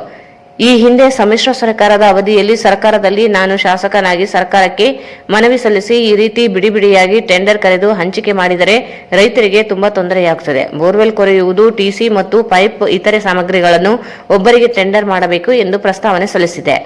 ಅದರ ಪ್ರಕಾರ ಈಗ 2020-21ರಿಂದ ಈಗ ಗಂಗಾ ಕಲ್ಯಾಣ ಯೋಜನೆಯಡಿ ಬೋರ್ವೆಲ್ ಕೊರೆದ 2-3 ತಿಂಗಳಲ್ಲಿ ರೈತರಿಗೆ ಹಸ್ತಾಂತರ ಮಾಡಲಾಗುತ್ತದೆ. ಇದರಿಂದ ರೈತರಿಗೆ ತುಂಬಾ ಅನುಕೂಲವಾಗುತ್ತದೆ ಎಂದರು. ಇದರಿಂದ ರೈತರಿಗೆ ಹೈನು ಬೆಳೆ ಬೆಳೆಯಲು ಉಪಯುಕ್ತವಾಗುತ್ತದೆ ಎಂದರು. ಬರುವಂತಹ ದಿನಗಳಲ್ಲಿ ಆಯ್ಕೆಯಾದ ಇನ್ನು ಉಳಿದ ಫಲಾನುಭವಿಗಳಿಗೆ ಮೋಟಾರ್ಗಳನ್ನು ವಿತರಿಸಲಾಗುವುದು ಎಂದು ತಿಳಿಸಿದರು. ಗ್ರಾಮೀಣ ವಿಧಾನಸಭಾ ಕ್ಷೇತ್ರದಲ್ಲಿ ಈಗಾಗಲೇ 2018-19ನೇ ಸಾಲಿನಲ್ಲಿ 145 ಬೋರುಗಳನ್ನು ವಾಲ್ಮೀಕಿ ನಿಗಮದ ವತಿಯಿಂದ ಈಗಾಗಲೇ ಕೊರೆಯಲಾಗಿದೆ. ರೈತರಿಗೆ ಪಂಪ್ ಸೆಟ್ಗಳನ್ನು ಈಗ ಮೋಟ್ರುಗಳು ಮತ್ತು ಸಲಕರಣೆಗಳನ್ನು ಇವತ್ತು ನನ್ನ ಕಾರ್ಯಾಲಯದಲ್ಲಿ ವಿತರಣೆಯನ್ನು ಮಾಡ್ತಾ ಇದ್ದೀವಿ. ಈಗಾಗಲೇ ರಾಯಚೂರು ಗ್ರಾಮೀಣ ವಿಧಾನಸಭಾ ಕ್ಷೇತ್ರ ಬಹಳಷ್ಟು ನಾನು ಹಲವಾರು ಸಭೆಗಳಲ್ಲಿ ಕೂಡ ಹೇಳ್ತಾ ಇದ್ದೆ. ಯಾಕಂದರೆ ನೀರಾವರಿಯಿಂದ ಪ್ರದೇಶದಿಂದ ವಂಚಿತವಾದಂಥ ಪ್ರದೇಶ. ಹಾಗಾಗಿ ರೈತರು, ಸಣ್ಣ ರೈತರು, 5 ಎಕರೆ ಒಳಗಿರುವಂಥ ಭಾಳಷ್ಟು ರೈತರು, ಪರಿಶಿಷ್ಟ ಜಾತಿ, ಪರಿಶಿಷ್ಟ ಪಂಗಡ ಮತ್ತು ಹಿಂದುಳಿದ ವರ್ಗದ ಬೇಕಾದಂಥ ಫಲಾನುಭವಿಗಳಿಗೆ ಇವತ್ತು ಅವರಿಗೆ ವೈಯಕ್ತಿಕ ಬೋರ್ವೆಲ್ಗಳನ್ನು ಕೊರೆಯೋದು ಮುಖಾಂತರ ಇವತ್ತು ಪಂಪ್ ಸೆಟ್ಗಳು, ಮೋಟ್ರುಗಳನ್ನು ಕೊಡುವಂಥ ಕೆಲಸವನ್ನು ಈ ಕ್ಷೇತ್ರದ ಶಾಸಕನಾಗಿ ಈಗ 2ನೇ ಅವಧಿಗೆ ನಾನು ಶಾಸಕನಾಗಿದ್ದೀನಿ. ಇವು ಹಿಂದಿನ ಅವಧಿಯಲ್ಲಿ ಆದಂಥ ಶಾಂಕ್ಷನ್ ಆದಂಥ ಮತ್ತು ಕೊರೆದಂಥ ಬೋರ್ವೆಲ್ಗಳಿಗೆ ಇವತ್ತು ಮೋಟ್ರವನ್ನು ಕೊಡ್ತಾ ಇದ್ದೀನಿ. ಇವತ್ತು ಮತ್ತೆ ನನ್ನ ಸರ್ಕಾರ ಈ ರಾಜ್ಯದಲ್ಲಿ ಕಾಂಗ್ರೆಸ್ ಪಕ್ಷ ಇವತ್ತು ಆಡಳಿತಕ್ಕೆ ಬಂದಿದೆ. ಬರುವಂಥ ದಿನಗಳಲ್ಲಿ ಕೂಡ ಹೆಚ್ಚಿನ ರೀತಿಯಿಂದ ನಮ್ಮ ಕ್ಷೇತ್ರದಲ್ಲಿರುವಂಥ ಏನು ನಮ್ಮ 5 ಎಕರೆ ಒಳಗಿರುವಂಥ ರೈತರಿಗೆ ಬರುವಂಥ ದಿನಗಳಲ್ಲಿ ಕೂಡ ಇನ್ನು ಹೆಚ್ಚಿನ ಅವರಿಗೆ ಆದ್ಯತೆಗಳನ್ನು ಕೊಟ್ಟು ಇವತ್ತು ಅವರಿಗೆ ಬೋರ್ವೆಲ್ಗಳನ್ನು ಕೊರೆಯೋದ್ರ ಮುಖಾಂತರ ನೀರಾವರಿ ಪ್ರದೇಶವನ್ನು ಒದಗಿಸುವಂಥ ಕೆಲಸವನ್ನು ಮಾಡ್ತೀನಿ ಅಂತ ಕೂಡ ಈ ಸಂದರ್ಭದಲ್ಲಿ ಹೇಳಿ.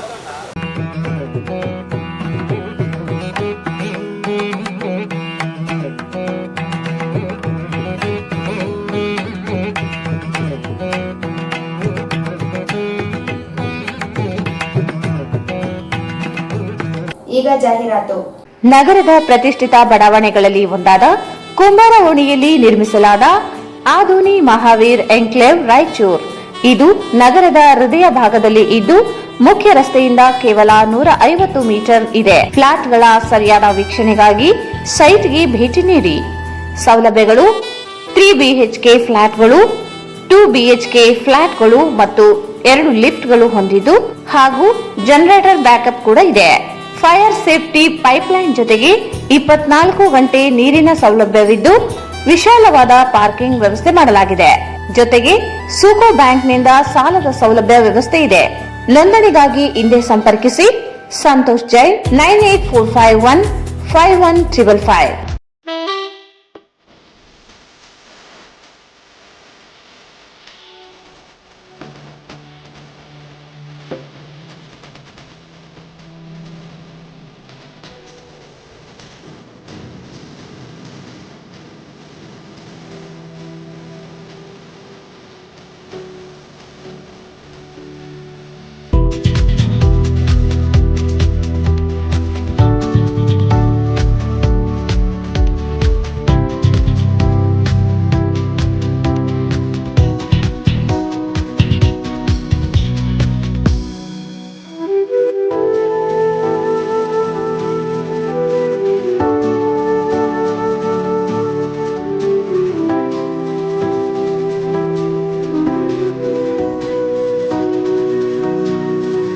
ಆಧೋನಿ ಮಹಾವೀರ್ ಎನ್ಕ್ಲೇವ್ ರಾಯಚೂರ್, ಮಹಾಬಲೇಶ್ವರ ಚೌಕ ಹತ್ತಿರ, ಬೆಟ್ಟದೂರು ಆಸ್ಪತ್ರೆ ಹಿಂದುಗಡೆ, ಕುಂಬಾರ ಓಣಿ, ರಾಯಚೂರು.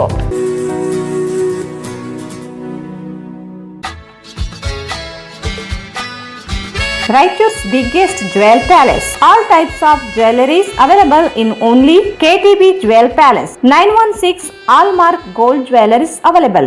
ವಿಶೇಷವಾಗಿ ಬಂಗಾರದ ಆಭರಣಗಳಾದ ನಮ್ಮಲ್ಲಿ ಫ್ಯಾನ್ಸಿ ಇಯರಿಂಗ್ಸ್, ಫ್ಯಾನ್ಸಿ ನೆಕ್ಲೆಸ್, ಮಾಂಗಲ್ಯ ಮತ್ತು ಬಳೆಗಳು ಇನ್ನೂ ಅನೇಕ ತರಹದ ಆಭರಣಗಳು ದೊರೆಯುತ್ತವೆ. ಬೆಳ್ಳಿಯ ಆಭರಣಗಳಾದ ಕಾಲುಂಗುರ, ಕಾಲುಗೆಜೆ, ಬೆಳ್ಳಿಯ ಪೂಜಾ ಐಟಮ್ಸ್, ವಿವಿಧ ರೀತಿಯ ಆರ್ಟಿಕಲ್ಸ್ ದೊರೆಯುತ್ತವೆ. ರಾಯಚೂರಿನಲ್ಲಿ ಮೊಟ್ಟ ಮೊದಲ ಬಾರಿಗೆ ಯುವಕರಿಗಾಗಿಯೇ ಬ್ರಾಸ್ಲೆಟ್ಸ್, ಚೈನ್ಸ್, ಉಂಗುರಗಳು, ಇನ್ನೂ ಅನೇಕ ರೀತಿಯ ಡಿಸೈನ್ಸ್ ಆಭರಣಗಳು ದೊರೆಯುತ್ತವೆ.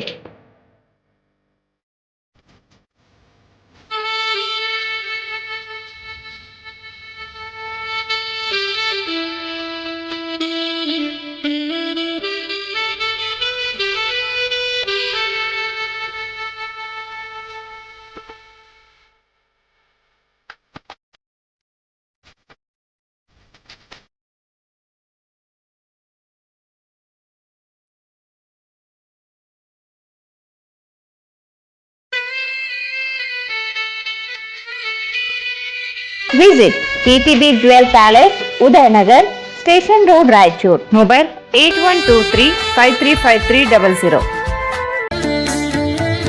Sri Raghavendra Ghee,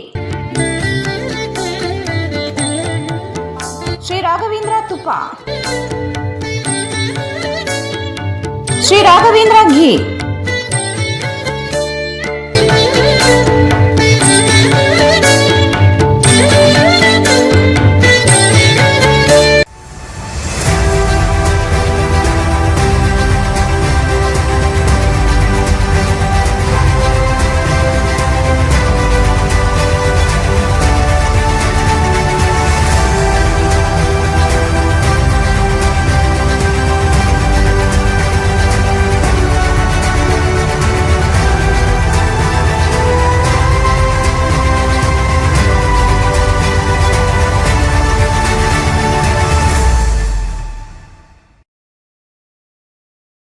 Bharat furnitures ರಾಯಚೂರಿನಲ್ಲಿ ಮೊದಲ ಬಾರಿಗೆ 3 ಮಳಿಗೆ ಒಳಗೊಂಡ ಬೃಹತ್ ಆಕಾರದ furniture showroom. We have office, household and all kinds of furnitures. Dealer in wooden cot, dining table, sofa set, dressing table, computer table, tea tables, office chairs, steel almari, wardrobe, TV stands, glassware items, sleepwell products, Damro, cello chairs, Supreme sofa set, Doco style furnitures, Sri Steel furnitures.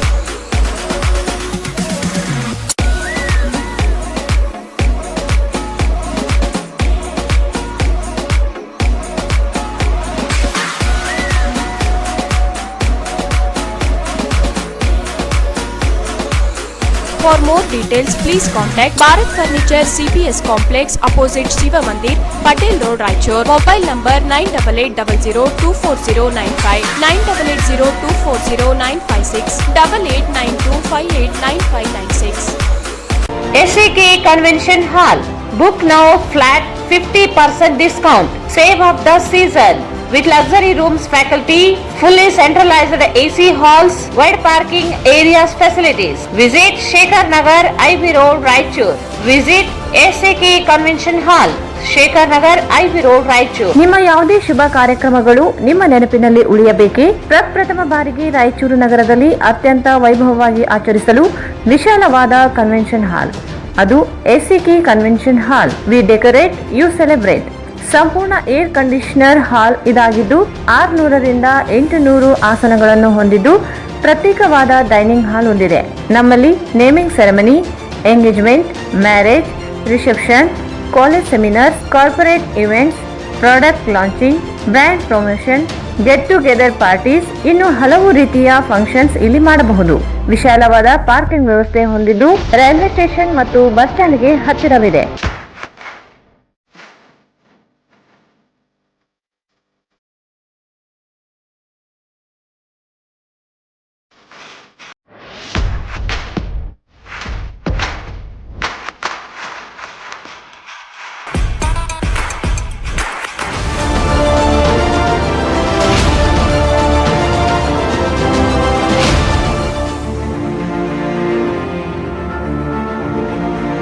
ಇಂದೇ ಭೇಟಿ ನೀಡಿ SCK convention hall, Shekhar Nagar, IB road, Raichur.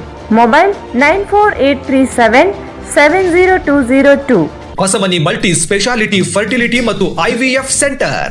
Ashwini ಹೇಗಿದ್ಯಾ? ಮಗು ತುಂಬಾ ಚೆನ್ನಾಗಿದೆ. ಹೌದು ಕಣೆ, ನನಗರ ತುಂಬಾ ವರ್ಷ ಆದ್ರೂ ಮಕ್ಕಳೇ ಆಗಿರ್ಲಿಲ್ಲ. ಆಗ ನಾನು ಹೊಸಮನಿ ಫರ್ಟಿಲಿಟಿ ಮತ್ತು IVF ಸೆಂಟರ್ಗೆ ಹೋಗಿ ಟ್ರೀಟ್ಮೆಂಟ್ ತಗೊಂಡೆ. ಈಗ ಮಗು ಆಯ್ತು. ಹೌದು, ಹೊಸಮನಿ ಫರ್ಟಿಲಿಟಿ ಮತ್ತು IVF centre.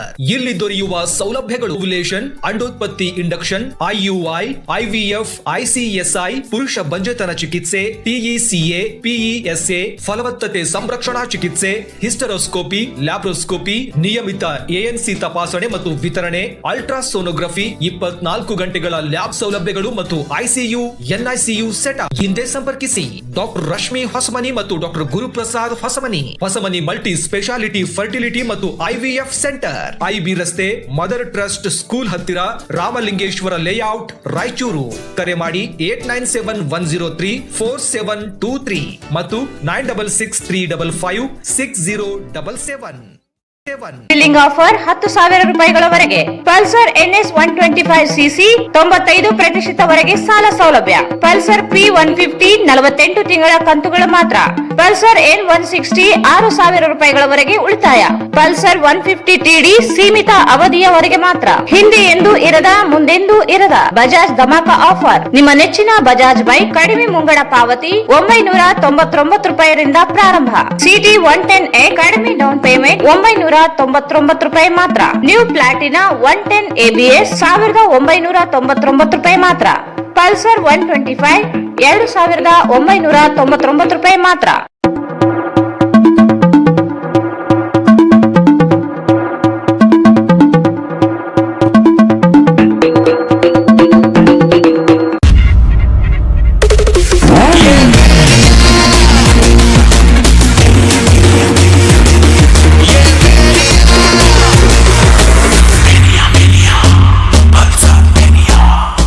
Visit beside Ganj Kalyana Mandap, Ganj Road, Raichur. ಮತ್ತೊಮ್ಮೆ ವಾರ್ತೆಗಳಿಗೆ ಸ್ವಾಗತ. ಹೀರಾ ಗ್ರಾಮ ಪಂಚಾಯಿತಿ ಅಧ್ಯಕ್ಷ ಉಪಾಧ್ಯಕ್ಷರ ಚುನಾವಣೆಯಲ್ಲಿ ಚುನಾವಣಾ ಅಧಿಕಾರಿಯಿಂದ ತಾರತಮ್ಯವಾಗಿದ್ದು ಅನಕ್ಷರಸ್ಥರ ಮಹಿಳೆಯರ ಮತವನ್ನು ದುರ್ಬಳಕೆ ಮಾಡಿಕೊಂಡು ಇನ್ನೊಂದು ಗುಂಪು ಗೆಲ್ಲಲು ಕುತಂತ್ರ ಮಾಡಿದ್ದಾರೆ ಎಂದು ಗ್ರಾಮ ಪಂಚಾಯಿತಿ ಮಾಜಿ ಅಧ್ಯಕ್ಷ ಶಿವರಾಜ್ ನಾಯಕ್ ಆರೋಪಿಸಿದರು. ಅವರು ಇಂದು ಮಾಧ್ಯಮಗೋಷ್ಠಿಯನ್ನು ಉದ್ದೇಶಿಸಿ ಮಾತನಾಡಿ 16 ಸದಸ್ಯ ಬಲ ಪಂಚಾಯಿತಿಯಲ್ಲಿ ಗೆಲ್ಲಲು ಎಲ್ಲಾ ಅವಕಾಶಗಳಿದ್ದರೂ ಸ್ಪರ್ಧಿಸಿದ್ದ ಅಯ್ಯಪ್ಪ ದೊರೆ ಬದಲು ಬೇರೆಯವರಿಗೆ ಮತದಾನ ಹಾಕಿಸಲು ಚುನಾವಣಾಧಿಕಾರಿ ಸುಲ್ತಾನ್ ಬಾಬು ಕಾರಣರಾಗಿದ್ದಾರೆ. 3 ಜನ ಮಹಿಳಾ ಸದಸ್ಯರು ಅಯ್ಯಣ್ಣ ದೊರೆಯವರಿಗೆ ಮತದಾನ ಹೇಳಿದ್ದರೂ ಬೇರೆಯವರಿಗೆ ಮತವೆಂದು ತಾವೇ ಬರೆದು ವಂಚಿಸಿದ್ದಾರೆ. ಅನಕ್ಷರಸ್ಥ ಮಹಿಳೆಯರೊಂದಿಗೆ ಕುಟುಂಬ ವರ್ಗದವರು ಹೋಗಲು ಬಿಡದೆ ದುರುದ್ದೇಶದಿಂದ ಚುನಾವಣೆ ನಡೆಸಿದ್ದಾರೆ. ಈ ಕುರಿತು ಈಗಾಗಲೇ ಸಹಾಯಕ ಆಯುಕ್ತರು ತಹಸೀಲ್ದಾರರಿಗೆ ದೂರು ನೀಡಲಾಗಿದೆ. ತಾರತಮ್ಯ ಹಾಗೂ ರಾಜಕೀಯ ಪ್ರಭಾವಕ್ಕೆ ಒಳಗಾಗಿ ನಡೆಸಿರುವ ಚುನಾವಣೆ ರದ್ದುಗೊಳಿಸಬೇಕು ಎಂದರು. 3 ಜನ ಮಹಿಳೆಯರು ಸಹ ನಾವು ಅಯ್ಯಪ್ಪ ದೊರೆಯವರಿಗೆ ಬೆಂಬಲಿಸಿ ಮತ ಹಾಕಲು ಹೇಳಿದ್ದೇವೆ. ಸುಲ್ತಾನ್ ಬಾಬು ಇವರು ಅನ್ಯಾಯ ಮಾಡಿದ್ದಾರೆ ಎಂದರು. ಈ ಕುರಿತು ಸ್ಥಳದಲ್ಲಿಯೇ ಆಕ್ಷೇಪ ವ್ಯಕ್ತಪಡಿಸಿದರೆ ಸಿಪಿಐ ಮತ್ತು PSI ಸಹ ಬೆದರಿಸಿ ಕೋರ್ಟ್ ಹೋಗಲು ಹೇಳುತ್ತಾರೆ ಎಂದು ದೂರಿದರು. ದೃಷ್ಟಿ ಕಾಣದೇ ಇರುವಾಗ ಅವರಿಗೆ ಹೇಗೆ ಅವಕಾಶ ಇರ್ತದೆ ಎಂದು ನಾನು ಮುಂಚಿತವಾಗಿ ಕೇಳಿದೆ. ಒಳಗಡೆ ಹೋಗಿ ಆವಾಗ ಅವರು ಏನು ಹೇಳಿದ್ರು, ಪಕ್ಕದ ನಿಮ್ಮ ಬೆಂಬಲಿತ ಸದಸ್ಯರು ಯಾರಿರ್ತಾರೆ ಅವರಿಗೆ ಅವಕಾಶವಿರುತ್ತದೆ ಹಾಕಬಹುದೆಂದು ನಮಗೆ ತಿಳಿದೇ ಹೇಳಿದರು. ಅದೇ ನಾವು ಮತ ಚಲಾಯಿಸುವಂಥ ಸಂದರ್ಭದಲ್ಲಿ ನಾವು ನಮ್ಮ ಹೆಸರನ್ನ ಪ್ರಸ್ತಾವನೆ ಮಾಡಿದರು ನಮ್ಮ ಸದಸ್ಯರು ಲೇಡೀಸು. ಆವಾಗ ನಾವು ಎದುರಿನ ಮತ ಚಲಾಯಿಸಲು ಹೊರಟಾಗ ಅದು ಮೌನವಾಗಿ ಕೂತರು. ಸುಂದರ್ ಬಾಬು ಅವರು ಅಪೋಸಿಷನ್ ಪಾರ್ಟಿ ಅಪೋಸ್ ಮಾಡಿ ಅವರು ಮೌನವಾಗಿ ಕೂತರು. ನನಗೆ CPI ಮತ್ತು PSI ಅವರು ಸುಮ್ಮನೆ ಕೂಡಿಸೋದಕ್ಕೆ ಹಲವಾರು ರೀತಿ ಪ್ರಯತ್ನ ಮಾಡಿ ನಮ್ಮನ್ನ ಸುಮ್ಮನೆ ಕೂಡಿಸೋದಕ್ಕೆ ಪ್ರಯತ್ನ ಮಾಡಿದ್ರು ಮೊದಲನೇದಾಗಿ. ಆನಂತರ ಸೆಕೆಂಡ್ ಏನಂತಂದ್ರೆ, ನೀವು ಮತವನ್ನು ಚಲಾಯಿಸೋದಾದರೆ ನೀವು ನಮಗೆ ಹಾಕಿದ್ದೀರಿ ಅಂತ ನಮ್ಗೆ ಹೇಗೆ ಗೊತ್ತಾಗಬೇಕೆಂದು ನಾನು ಸುಂದರ್ ಬಾಬು ಅವ್ರ ಹತ್ರ ಪ್ರಶ್ನೆ ಮಾಡಿದೆ. ಅವರು ಅದಕ್ಕೂ ಕೂಡ ನಮ್ಗೆ ರಿಯಾಕ್ಷನ್ ಏನೂ ಇರಲಿಲ್ಲ, ಅದಕ್ಕೂ ಕೂಡ ಮೌನವಾಗಿತ್ತು. ತಾವು ಹೋಗಿ ನಮ್ಮ ಸದಸ್ಯರ ಮತವನ್ನು ಸ್ವಯಂ ಪ್ರೇರಿತವಾಗಿ ತಾವು ಚಲಾಯಿಸಿ ಆ ಚೀಟಿಯನ್ನು ನಮ್ಮ ಸದಸ್ಯರಿಗೆ ಕೊಟ್ಟರು. ಆ ಚೀಟಿಯನ್ನು ತೆಗೆದುಕೊಂಡು ಬಂದು ಮತ ಇದರಲ್ಲಿ ಬಾಕ್ಸಲ್ಲಿ ಬಂದು ಹಾಕಿದರು ಸದಸ್ಯರು ಲೇಡೀಸ್. ಅದು ತಮ್ಮ ಆರೋಪ, ಅವ್ರ ಕಡೆಯಿಂದ 4 ಓಟ ತಾವೇ ಚಲಾಯಿಸಿದರೆ, ನಮ್ಮ ಕಡೆಯಿಂದ 3 ಓಟವನ್ನು ಕೂಡ ತಾವೇ ಚಲಾಯಿಸಿದ್ದಾರೆ. ಅಂದರೆ ಅವರು ಪರ ಸಹಕಾರ ಮಾಡಿದ್ದಾರೆ ಅಂತ ನನ್ನ ಆರೋಪ. ಅದು ಅವ್ರದ್ದು ತಪ್ಪು. ಅವ್ರನ್ನ ಈ ಕೂಡಲೇ ಅಮಾನತುಗೊಳಿಸಿ ಅವ್ರನ್ನ ಶಿಸ್ತು ಕ್ರಮವನ್ನು ಜರುಗಿಸಬೇಕೆಂದು ತಮ್ಮೆಲ್ಲರಲ್ಲಿ ವಿನಂತಿ. ತಹಶೀಲ್ದಾರ್ ಅವರಿಗೂ ಕೂಡ ನಾವು ಮನವಿ ಸಲ್ಲಿಸಿರುತ್ತೇವೆ.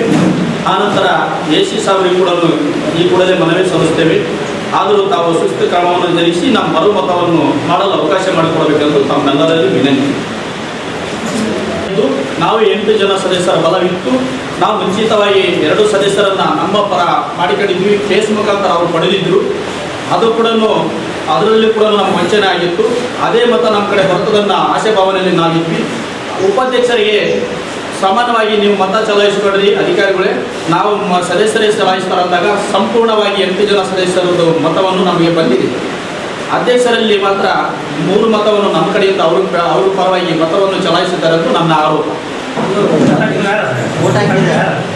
ಎಷ್ಟು ಮತವನ್ನು ನೀವು ಚಲಾಯಿಸಬಾರ್ದು ಉಪಾಧ್ಯಕ್ಷರಿಗೆ, ಅವರಿಗೆ ಅವರು ಮತ ಚಲಾಯಿಸ್ತಾರೆ. ಬೇಕಾದ್ರೆ ಸೀರಿಯಲ್ ನಂಬರ್ ಗಂಗಮ್ಮ ಅಂತ ಏನಿದೆಯಲ್ಲ ಸೀರಿಯಲ್ ನಂಬರ್ ಫಸ್ಟು, ಎಲ್ಲಮ್ಮ ಅಂತ ಏನಿದೆಯಲ್ಲ ಸೀರಿಯಲ್ ನಂಬರ್ 2, ಅದನ್ನು ಅವರು ಹೇಳಿಕೊಡ್ರಿ. ಬೇಕಾದ್ರೆ ನೀವು ಮತ ಮಾತ್ರ ಚಲಾಯಿಸ್ಬಿಟ್ರೆ ಅಂತ ಹೇಳಿ ಕೇಸ ನಾನು ಇಲ್ಲಿ ಎದುರುಗಡೆ ಹೇಳಿದೆ ಸರ್. ಅಪೋಸ್ ಮಾಡಿದಾಗ ಅವ್ರು ಏನು ಮಾಡಿದ್ರೆ ಇಲ್ಲೇ ಹೇಳಿಕೊಟ್ರಿ. ಇವರು ಸ್ವಯಂ ಪ್ರೇರಿತವಾಗಿ ವೋಟ್ ಹಾಕಿದ್ರು.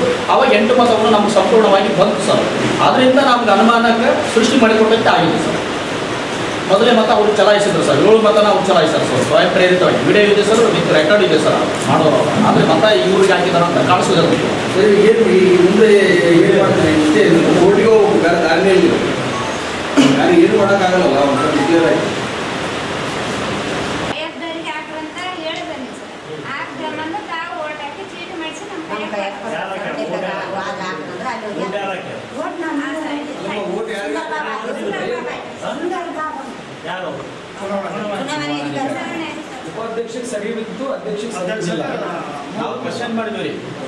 ಅಧ್ಯಕ್ಷ ಸ್ಥಾನಕ್ಕೆ ಸ್ಪರ್ಧಿಸಿದ್ದ ಅಯ್ಯಪ್ಪ ದೊರೆ ಮಾತನಾಡಿ 10 ಜನ ಸದಸ್ಯರ ಬೆಂಬಲವಿದ್ದರೂ ಚುನಾವಣಾಧಿಕಾರಿ ಕುತಂತ್ರದಿಂದ ಸೋಲು ಆಗಲು ಕಾರಣವಾಗಿದೆ.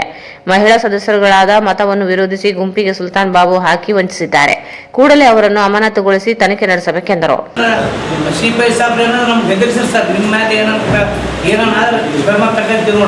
ಸುಮ್ಮನೆ ಕುಂತ ನಿಮ್ಗೆ ಬೇಕಾದ್ರೆ ಕೋರ್ಟಿಗೆ ಹೋಗಿ ಕೋರ್ಟ್ ಮುಖಾಂತರ ಕೇಸ್ ತೆಗೆದು ಮಾಡಿಸಿ ನೋಡಿ ಸರ್. ಹಿಂಗೆ ಆಗತ್ತೆ ನಾವು ಚುನಾವಣೆ ಅಧಿಕಾರಿನ ಬಡದವ್ರು ಸರ್ ಕಾಸು ಚರ್ಚೆ ಮಾಡಿ ಏನು ಚರ್ಚೆ ಮಾಡೋಕ್ಕೆಲ್ಲ ಮುಗಿದೋಯ್ತು ಅಂತ ನನಗೆ ಧಮಕಿ ಆಗಿದ್ದಾರೆ ಸರ್. ನಾನೇನಂತ ಅಯ್ಯಪ್ಪ ಏನು ಸರ್ ಯಾವ ಪಕ್ಷ ನಮ್ಮದು BJP ಪಕ್ಷದ ಬೆಂಬಲ ಇತ್ತ ಸರ್. ಈ ಸಂದರ್ಭದಲ್ಲಿ ಸದಸ್ಯರುಗಳಾದ ಅಶೋಕ್ ಕುಮಾರ್, ಶರಣಬಸವ, ಹನುಮವ್ವ, ನೀಲಮ್ಮ, ಲಕ್ಷಪ್ಪ, ಗಂಗಮ್ಮ ಉಪಸ್ಥಿತರಿದ್ದರು. ಕರ್ನಾಟಕ ಛಾಯಾಗ್ರಾಹಕರ ಸಂಘ ಬೆಂಗಳೂರು ರಾಜ್ಯಾಧ್ಯಕ್ಷರಾದ ಪರಮೇಶ್ ಅವರು ಇಂದು ನಗರಕ್ಕೆ ಆಗಮಿಸಿದ್ದರು. ನಗರದ ಕನ್ನಡ ಭವನದಲ್ಲಿ ಇಂದು ಡಿಜಿ ಇಮೇಜ್ ಪ್ರಚಾರ ಅಭಿಯಾನ ಕಾರ್ಯಕ್ರಮ ನಡೆಯಿತು. ಅಂತಾರಾಷ್ಟ್ರೀಯ ಡಿಜಿ ಇಮೇಜ್ ಛಾಯಾಗ್ರಾಹಕರ ವಸ್ತು ಪ್ರದರ್ಶನ ಕಾರ್ಯಕ್ರಮ ಅರಮನೆ ಮೈದಾನದಲ್ಲಿ ನಡೆಯಲಿರುವ ಕಾರ್ಯಕ್ರಮಕ್ಕೆ ಇಂದು ರಾಯಚೂರು ನಗರ ಛಾಯಾಗ್ರಾಹಕರಿಗೆ ಆಮಂತ್ರಿಸಿ ಎಲ್ಲಾ ಛಾಯಾಗ್ರಾಹಕರನ್ನು ಕೂಡಿ ಡಿಜಿ ಇಮೇಜ್ನ ವಿಷಯವನ್ನು ತಿಳಿಸಿಕೊಟ್ಟರು.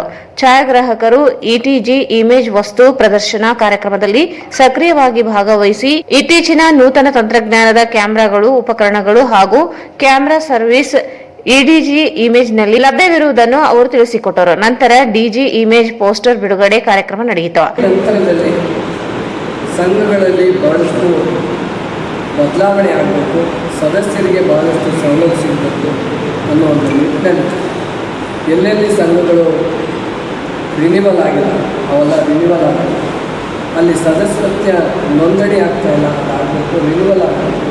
ಈ ಒಂದು ಪ್ರೋಸೆಸ್ಸಲ್ಲಿ ನಾವು ಕಾರ್ಯಚಟುವಟಿಕೆ ಮಾಡ್ತೀವಿ. ವಿಶೇಷವಾಗಿ ಕರ್ನಾಟಕ ಫೋಟೋಗ್ರಾಫರ್ ಅಸೋಸಿಯೇಷನ್ ಮೂಲಕ KPA ಫೋಟೋಗ್ರಫಿ ಅಕಾಡೆಮಿ ಮೂಲಕ ಒಂದು ದಿನದ ಕಾರ್ಯಾಗಾರ ಇದನ್ನು ಈಗಾಗಲೇ ಚಾಲನೆ ಮಾಡಿದ್ವಿ. ಬರ್ತಕ್ಕಂಥ ಛಾಯಾಚಿತ್ರಗ್ರಾಹಕರಿಗೆ ಒಂದು ಮೆಂಬರ್ ಆಗಿದ್ದರೆ ಮಾತ್ರ ಅಂಥವ್ರಿಗೆ ಒಂದು ಕಾರ್ಯಾಗಾರನ ಕೊಡ್ತಕ್ಕಂಥದ್ದು.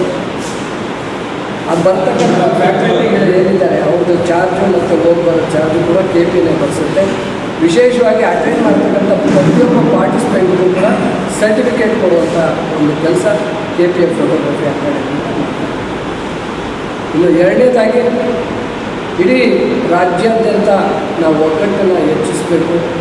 ಕೋವಿಡ್ ನಂತರ ಸರ್ಕಾರ ನಮಗೇನು ಮಾಡಿಲ್ಲ, ಮತ್ತು ನಮ್ಮ ರಾಜ್ಯ ಸಂಘ ಏನು ಮಾಡಿಲ್ಲ, ಜಿಲ್ಲಾ ಸಂಘ ಏನು ಮಾಡಿಲ್ಲ ಅಂತ ಭಾಳಷ್ಟು ಕಡೆ ಆರೋಪ ಇರೋದ್ರಿಂದ ಅದಕ್ಕೆ ಯಾವುದಾದ್ರೂ ಒಂದು ಪ್ರಸ್ತುತದ ಒಂದು ಯೋಜನೆ ನಾವು ಮಾಡಬೇಕಂತೇಳಿ ಈಗಾಗಲೇ ನಾವು ಪ್ಲ್ಯಾನ್ ಮಾಡ್ಕೊಂಡಿದ್ವಿ ಕುಟುಂಬ ಭರವಸೆ ಯೋಜನೆ. ಈ ಕುಟುಂಬ ಭರವಸೆ ಯೋಜನೆ ಭಾಳ ನಮ್ಮ ಛಾಯಾಚಿತ್ರಗ್ರಾಹಕರಲ್ಲಿ ಒಗ್ಗಟ್ಟು ಮತ್ತು ಜವಾಬ್ದಾರಿ ಮತ್ತು ಕರ್ತವ್ಯ ಪ್ರಜ್ಞೆಯನ್ನು ಬೆಳೆಸುವಂಥ ಒಂದು ಅರ್ಜಿನ ನಾವು ನಿಮ್ಮ ಮುಂದೆ ತಂದಿದ್ದೀವಿ. ಏನಿದು ಕುಟುಂಬ ಭರವಸೆ ಯೋಜನೆ? ರಾಜ್ಯಾದ್ಯಂತ ಸುಮಾರು 2.5 ಲಕ್ಷ ಜನ ಛಾಯಾಚಿತ್ರಗ್ರಾಹಕರಿದ್ದಾರೆ. ಅದರಲ್ಲಿ ಸಂಘದಲ್ಲಿ ಸದಸ್ಯತ್ವ ಪಡೆದಿರ್ತಕ್ಕಂಥವ್ರು 60,000 ಜನ ಇದ್ದಾರೆ. ಈ ಒಂದು 60,000 ಜನ ಛಾಯಾಚಿತ್ರಗ್ರಾಹಕರು ಏನಿದ್ದಾರೆ ಅವ್ರುಗಳಿಗೆ ಮಾತ್ರ ಈ ಸ್ಕೀಮ್ ಅನ್ವಯಿಸಿ ಮೆಂಬರಲ್ಲಿ ಏನಿದು ವಿಶೇಷವಾದ ಸ್ಕೀಮ್ ಅಂತ ಅಕಸ್ಮಾತ್ ನಮ್ಮ ಫೋಟೋಗ್ರಾಫರ್ ನಮ್ಮ ಸದಸ್ಯರು ಮಾಡುವಂಥದ್ದು ಅವ್ರು ಯಾವ ಕಾರಣಕ್ಕಾದರೂ ಆಗಲ್ಲ. ಅಂಥ ಸಂದರ್ಭದಲ್ಲಿ ಕೇವಲ 10 ರೂಪಾಯಿನ ನಾವೆಲ್ಲರೂ ಕೂಡ ಸೇರಿ ಕಾಂಟ್ರಿಬ್ಯೂಟ್ ಮಾಡೋದು. ಇದು 10 ರೂಪಾಯಿ ಕಾಂಟ್ರಿಬ್ಯೂಟ್ ಮಾಡಿದ್ರೆ 10,000 ಜನ ಈ ಯೋಜನೆಯಲ್ಲಿ ಸೇರಿದ್ರೆ 1 ಲಕ್ಷ ರೂಪಾಯಿ ಈ ಯೋಜನೆಯಲ್ಲಿ ಪ್ರತಿಯೊಬ್ಬರು ಮಾಡಿಸ್ತಾರೆ. ಈ ಯೋಜನೆಯಲ್ಲಿ ಮಾಡಬೇಕಾಗಿರೋದು ಇಷ್ಟೇ, ಈ ಅರ್ಜಿನ ಫಿಲ್ ಮಾಡಿ ನಿಮ್ಮ ಸಂಘದ ಹೆಸರು ಹಾಕಿ ನೀವು ಕಳಿಸ್ಕೊಳ್ಬೇಕು, ಸೀಲ್ ಹಾಕಿ ನಿಮ್ಮ ಸಂಘದ ಮೂಲಕನೇ ಬರಬೇಕು. ಯಾಕಂದರೆ ಇದು ಹಾರ್ಡ್ ಕಾಪಿ ಮಾತ್ರ. ಎರಡನೇದಾಗಿ ಸದಸ್ಯರಾದವ್ರಿಗೆ ಮಾತ್ರ ಈ ಯೋಜನೆ. ಮೂರನೇದಾಗಿ ಈ ಯೋಜನೆಯಲ್ಲಿ ಕಂಟಿನ್ಯೂಟಿ ಇರಬೇಕು, ಮಧ್ಯದಲ್ಲಿ ಬ್ರೇಕ್ ಆಗಬೇಕು. ಯಾರಾದರೂ ಒಬ್ಬರು ತೀರ್ಕೊಂಡು ಹೋದರೆ 12 ದಿನದ ಒಳಗಡೆ ನೀವು 10 ರೂಪಾಯಿ ಕಾಂಟ್ರಿಬ್ಯೂಷನ್ನ ಇಲ್ಲಿ ನಿಮ್ಮ ತಾಲೂಕು ಕೋಆರ್ಡಿನೇಟರ್ ಅಂತ ನಾವು ಮಾಡಿರ್ತೀವಿ, ಅವ್ರ ಮೂಲಕ ನೀವು ಕಟ್ಟಬೇಕು. ಆ ಕಟ್ಟಿದಂಥ ಅಮೌಂಟು ಡಿಸ್ಟ್ರಿಕ್ಟ್ ಕೋಆರ್ಡಿನೇಟರ್ ಹೋಗಿ ಸ್ಟೇಟಲ್ಲಿ ಬರುತ್ತೆ.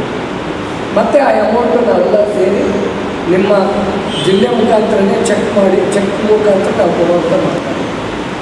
ಇಡೀ ರಾಜ್ಯಾದ್ಯಂತ 10,000 ಜನನ ಎಕ್ಸ್ಪೆಕ್ಟ್ ಮಾಡ್ತಾ ಇದ್ದೀವಿ. ಎಷ್ಟು ಸಾವಿರ ಜನ ಇದ್ದಾರೆ ಮೆಂಬರು? ಎಷ್ಟು ಸಾವಿರ ಜನ ಇದ್ದಾರೆ? 60,000 ಜನ ಇದ್ದಾರೆ. ನಾವು ಫಸ್ಟ್ ಸ್ಟಾರ್ಟ್ ಮಾಡ್ತಾ ಇರೋದು. ಈ ಕಾರ್ಯಕ್ರಮದಲ್ಲಿ ಬೆಂಗಳೂರಿನಿಂದ ಆಗಮಿಸಿದ ಅನೇಕ ನಿರ್ದೇಶಕರು ಹಾಗೂ ನಗರದ ಅಧ್ಯಕ್ಷರಾದ ಅಕ್ಬರ್ ಹಾಗೂ ಕಾರ್ಯದರ್ಶಿಗಳು ಹರೀಶ್ ವಜ್ರ ಹಾಗೂ ಹಿರಿಯ ಛಾಯಾಭೂಷಣ್ ಪ್ರಶಸ್ತಿ ಪುರಸ್ಕೃತ ಛಾಯಾಗ್ರಾಹಕರಾದ ಶ್ರೀನಿವಾಸ್ ಇನಾಮದಾರ್ ಮತ್ತು ಕೆಪಿಎ ಮಾಜಿ ನಿರ್ದೇಶಕರಾದ ಹಿರೇಮಠ್ ಮಲ್ಲಿಕಾರ್ಜುನ ಸ್ವಾಮಿ, ವಿನೋದ್ ವೀರೇಶ್, ಮಂಜು, ಹನುಮೇಶ್ ಕುಲಕರ್ಣಿ ಇನ್ನೂ ಅನೇಕ ಛಾಯಾಗ್ರಾಹಕರು ಕಾರ್ಯಕ್ರಮದಲ್ಲಿ ಪಾಲ್ಗೊಂಡಿದ್ದರು. ಸಮಾಜ ಮತ್ತು ಭ್ರಷ್ಟಾಚಾರ ಮುಕ್ತಗೊಳಿಸುವ ಉದ್ದೇಶದಿಂದ ಕರ್ನಾಟಕ ರಾಷ್ಟ್ರ ಸಮಿತಿ ಪಕ್ಷದ ನಿರಂತರವಾಗಿ ಹೋರಾಟದೊಂದಿಗೆ ರಾಜಕೀಯ ಪ್ರವೇಶಿಸಿದೆ. ಮುಂಬರುವ ಜಿಲ್ಲಾ ಮತ್ತು ತಾಲೂಕು ಪಂಚಾಯಿತಿ ಮತ್ತು ಲೋಕಸಭಾ ಚುನಾವಣೆಯಲ್ಲಿ ಪಕ್ಷದ ಅಭ್ಯರ್ಥಿಗಳನ್ನು ಕಣಕ್ಕಿಳಿಸಲಿದೆ ಎಂದು ಪಕ್ಷದ ರಾಜ್ಯ ಕಾರ್ಯದರ್ಶಿ ಸೋಮ್ ಸುಂದರ್ ಹೇಳಿದರು. ಅವರು ಇಂದು ಮಾಧ್ಯಮಗೋಷ್ಠಿಯನ್ನು ಉದ್ದೇಶಿಸಿ ಮಾತನಾಡಿ, ಕಳೆದ ವಿಧಾನಸಭಾ ಚುನಾವಣೆಯಲ್ಲಿಯೂ ಪಕ್ಷದ 6 ಕ್ಷೇತ್ರಗಳಲ್ಲಿ ಪಕ್ಷದ ಅಭ್ಯರ್ಥಿಗಳನ್ನು ಕಣಕ್ಕಿಳಿಸಿತು. ಜನರು ವಿಭಿನ್ನವಾಗಿರುವ ಪಕ್ಷವನ್ನು ಬೆಂಬಲಿಸಬೇಕೆಂದರು. ರವಿಕೃಷ್ಣಾರೆಡ್ಡಿ ನೇತೃತ್ವದಲ್ಲಿ ಪಕ್ಷ ಸಂಘಟನೆ ನಡೆಸಲಾಗುತ್ತಿದೆ. ಪಕ್ಷವನ್ನು ಸಂಘಟನೆ ಬಲಪಡಿಸಲು ಪದಾಧಿಕಾರಿಗಳನ್ನು ನೇಮಿಸಲಾಗಿದೆ. ಈ ಹಿಂದೆ ಜಿಲ್ಲಾಧ್ಯಕ್ಷರಾಗಿದ್ದ ನಿರುಪಾದಿ ಗೋಮರ್ಸಿ ರಾಜ್ಯ ಯುವ ಸಮಿತಿಯ ಉಪಾಧ್ಯಕ್ಷರನ್ನಾಗಿ ನೇಮಿಸಲಾಗಿದೆ.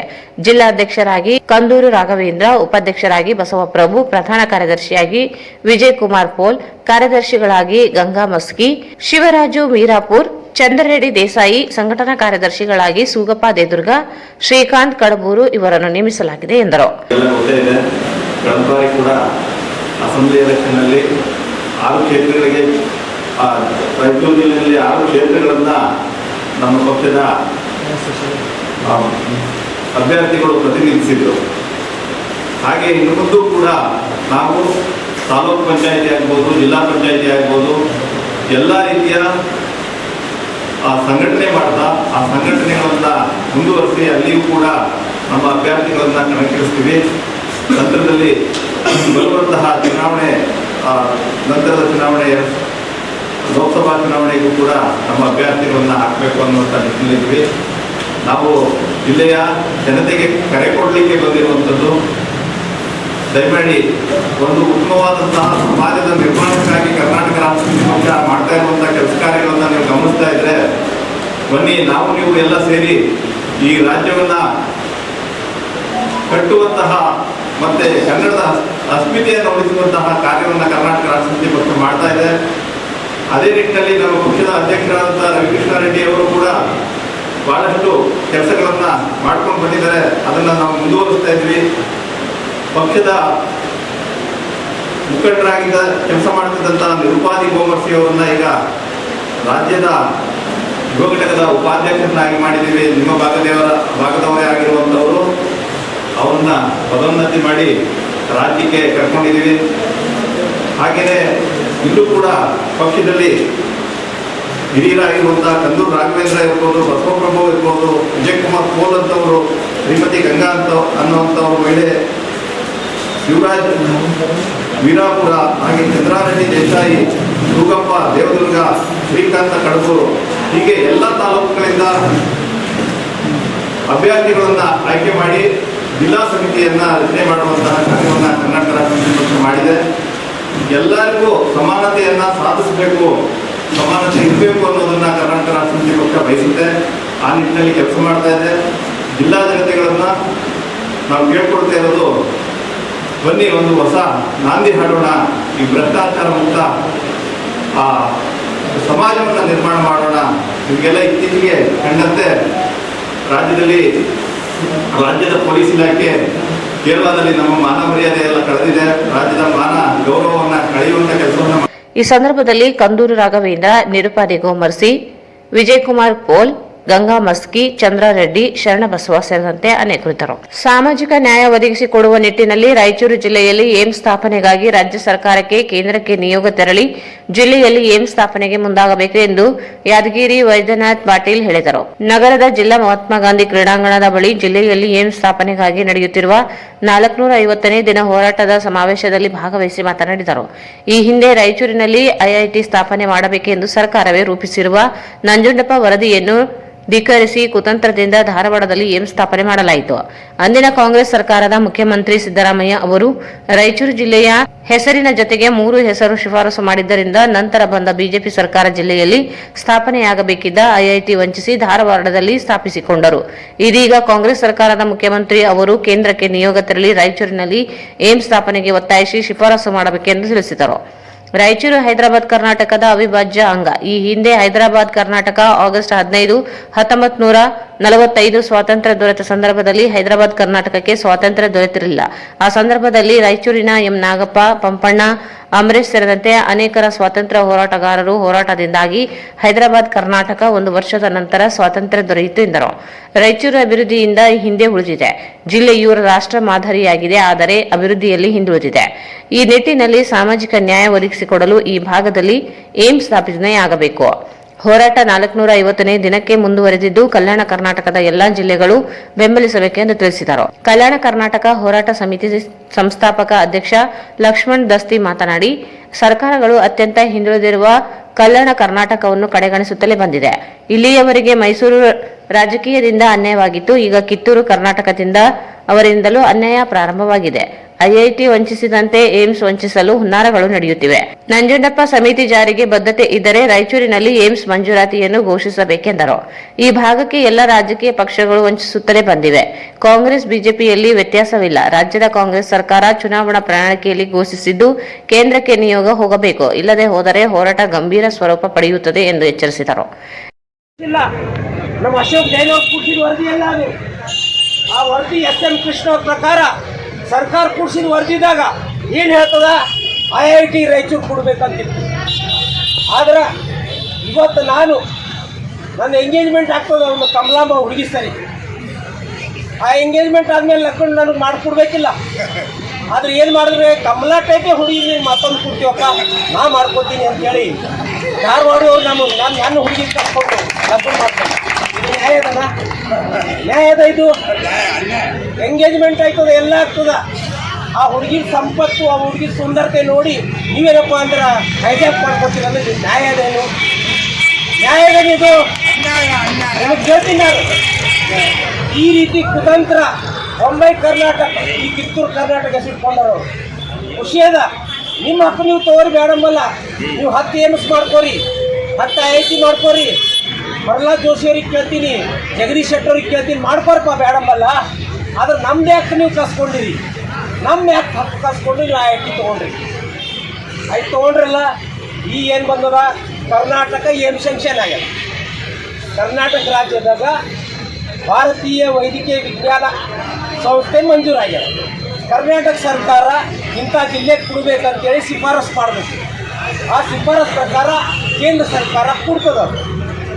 ಇನ್ನು ಸಿದ್ದರಾಮಯ್ಯ ಅವ್ರು 3 ಹೆಸರು ಕಳ್ಸೋದವ್ರು ಇದ್ದಿಲ್ಲ, 1 ಹೆಸರು ಕಳಿಸ್ಬೇಕಾಗಿತ್ತು, ತಪ್ಪು ಮಾಡಿದ್ರು. ಅದಕ್ಕೆ ಈಗ ಏಮ್ಸ್ ಏನದಲ್ಲ, ಕಲ್ಯಾಣ ಕರ್ನಾಟಕ ಅತ್ಯಂತ ಹಿಂದುಳಿದ ಜಿಲ್ಲೆ ಯಾವುದು ಅಂದ್ರೆ ರಾಯಚೂರು. ಯಾದಗಿರಿ ಈಸ್ಟರ್ನ್ ತೋರುತ್ತೆ, ಫಸ್ಟ್ ಯಾದಗಿರಿ ಅದೇ ಸೆಕೆಂಡ್ ರಾಯಚೂರು ಆಗ ಗುಲ್ಬರ್ಗ ತೋರಿಸ್ತಾನೆ. ಅದಕ್ಕೆ ರಾಯಚೂರು ಕೆಲಪ ಏಮ್ಸ್ ಕೊಡಬೇಕು ಅಂಥೇಳಿ 13ನೇ ಮೇಲಿಂದ ಈಗ 450 ದಿವಸ ಆಯಿತು ಬಸವರಾಜ್ ಕಳಸ ಅವರು ಎಲ್ಲರಲ್ಲಿ ಬೆರೆತು ಒಬ್ಬ ಕಾರ್ಯಕರ್ತ ಆಗಿ ಒಂದು ಹೋರಾಟದೇನಪ್ಪ ಅಂದ್ರೆ ಅವರು ಮಾಡ್ತಾ ಇದ್ದಾರೆ. ನಾನು ಲೀಡರ್ ಅಂತ ಮಾಡ್ತಾ ಇಲ್ಲ ಅವರು, ಯಾಕಂದ್ರೆ ನನ್ನ ಹೋರಾಟ ಗೊತ್ತದ. 100 ಜನರಿಗೆ ಸೇರಿಸ್ಬೇಕು, 50 ಜನರಿಗೆ ಸೇರಿಸ್ಬೇಕು ಅಂದ್ರೆ ಎಷ್ಟು ಕಷ್ಟ ಅದ ಗೊತ್ತದ. ಅದಕ್ಕೆ ಕಳಸ ಸಾಹೇಬರು, ಅಶೋಕ್ ಜೈನ್ ಸಾಹೇಬರು ಶ್ರಮ ಭಾಳ ಪಡ್ತಾ ಇದ್ದಾರೆ. ಇಂಥವ್ರು ಎಲ್ಲರೂ ಸಪೋರ್ಟ್ ಮಾಡ್ತಾ ಇದ್ದಾರೆ. सभी लोग धर्मातीत कक्षातीत सभी लोग मिलकर करते नहीं होते. हमारे बादशाह मीर उस्मान अली खान बोले थे एक बार, तो बकने से एक को बोलकर हम कल्याण कर्नाटक वाले, हैदराबाद कर्नाटक वाले लिखते तो कम बकते ज़्यादा, वो लिखते ज़्यादा बॉम्बे कर्नाटक वाले बकते कम.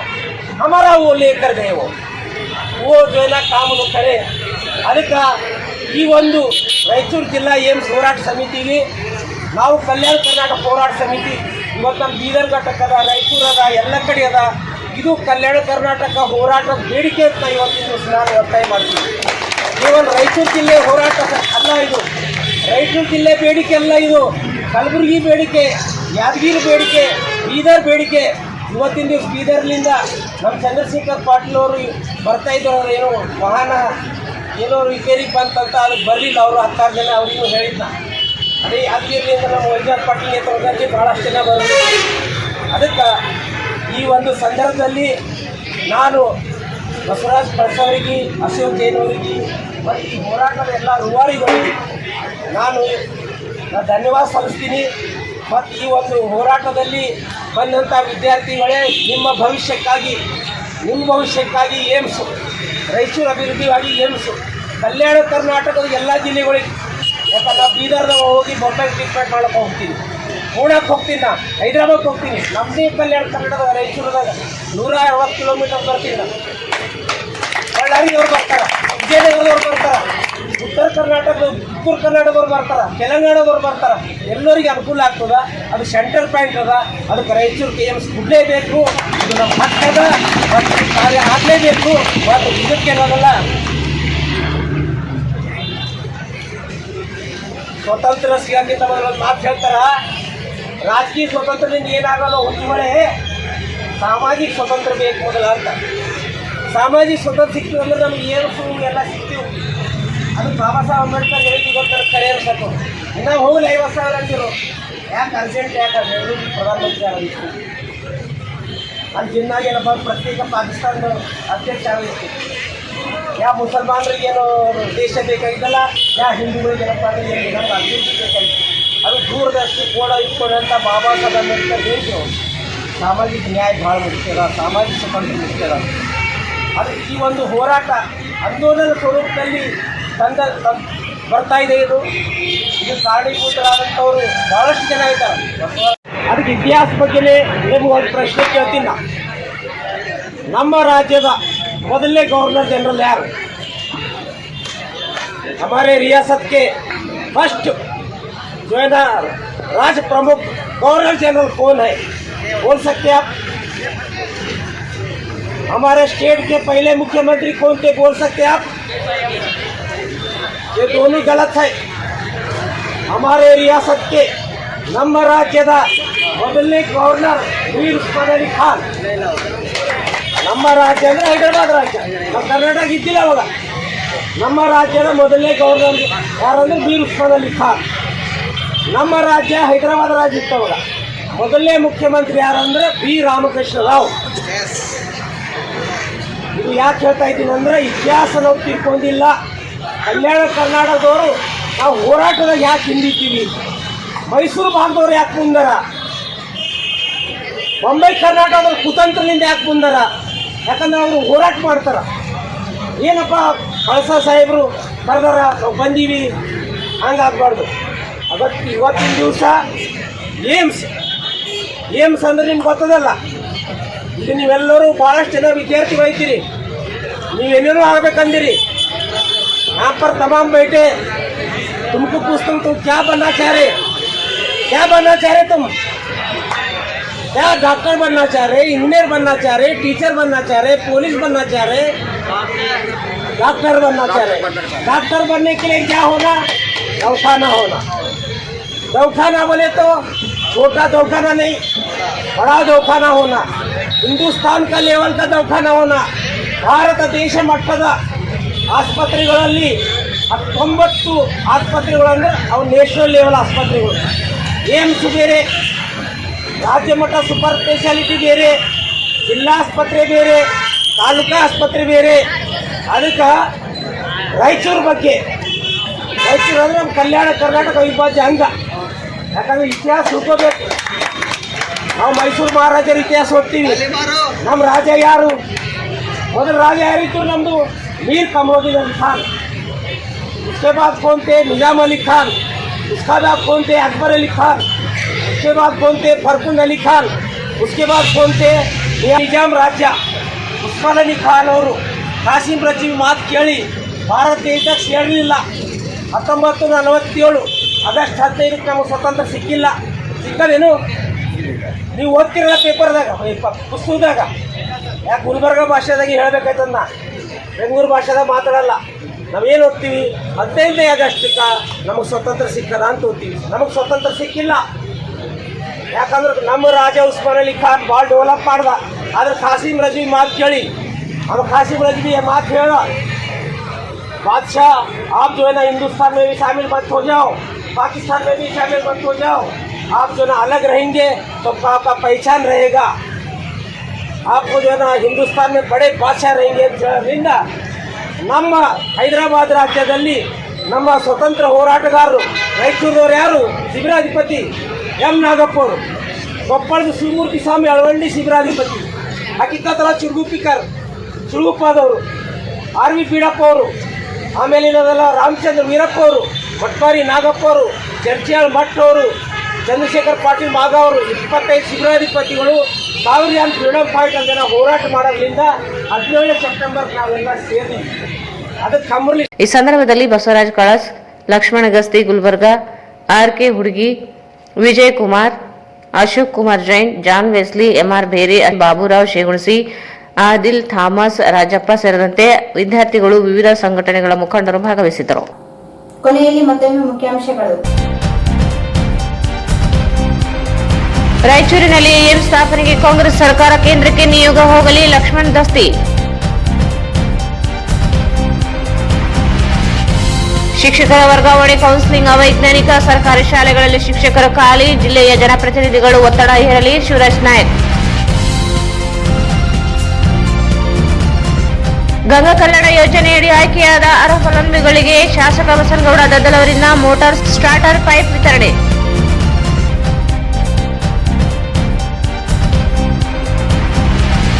ಹೀರಾ ಗ್ರಾಮ ಪಂಚಾಯಿತಿ ಅಧ್ಯಕ್ಷ ಆಯ್ಕೆಯಲ್ಲಿ ಚುನಾವಣಾಧಿಕಾರಿ ಕುತಂತ್ರ, ಕ್ರಮಕ್ಕೆ ಶಿವರಾಜ್ ನಾಯಕ್ ಆಗ್ರಹ.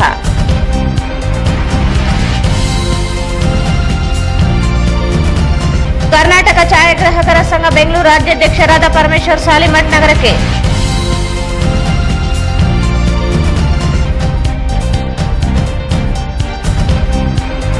ಕರ್ನಾಟಕ ರಾಷ್ಟ್ರ ಸಮಿತಿ ಪಕ್ಷದಿಂದ ಜಿಲ್ಲಾ ಮತ್ತು ತಾಲೂಕು ಪಂಚಾಯಿತಿ ಚುನಾವಣೆಗೆ ಅಭ್ಯರ್ಥಿಗಳು ಕಣಕ್ಕೆ, ಸೋಮಸುಂದರ್.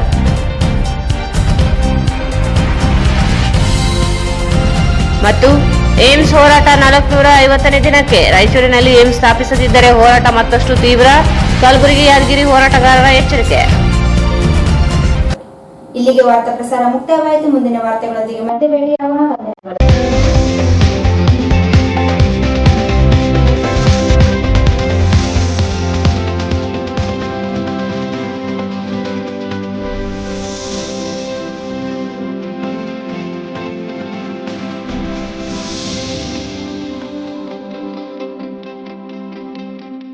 ವಾರ್ತೆಗಳನ್ನು ಪ್ರಾಯೋಜಿಸಿದವರು first time in Raichur under water aqua tunnel show, ರಾಷ್ಟ್ರೀಯ ಗ್ರಾಹಕರ ಮೇಳ ಪ್ರತಿದಿನ ಸಂಜೆ 4 ಗಂಟೆಯಿಂದ ರಾತ್ರಿ 9:30 near Rajkamal hotel, beside Swagat function hall, Goshal road, Raichur, beside Ganj ಕಲ್ಯಾಣ ಮಂಟಪ, ಗಂಜ್ ರೋಡ್, ರಾಯಚೂರ್.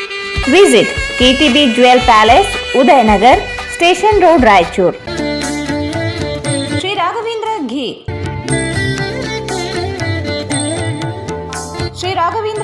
ಭಾರತ್ ಫರ್ನಿಚರ್ಸ್ ರಾಯಚೂರಿನಲ್ಲಿ ಮೊದಲ ಬಾರಿಗೆ 3 ಮಳಿಗೆ ಒಳಗೊಂಡ ಬೃಹತ್ ಆಕಾರದ furniture showroom. Please contact Bharat furniture CPS complex opposite Shiva Mandir, Patel road, Raichur.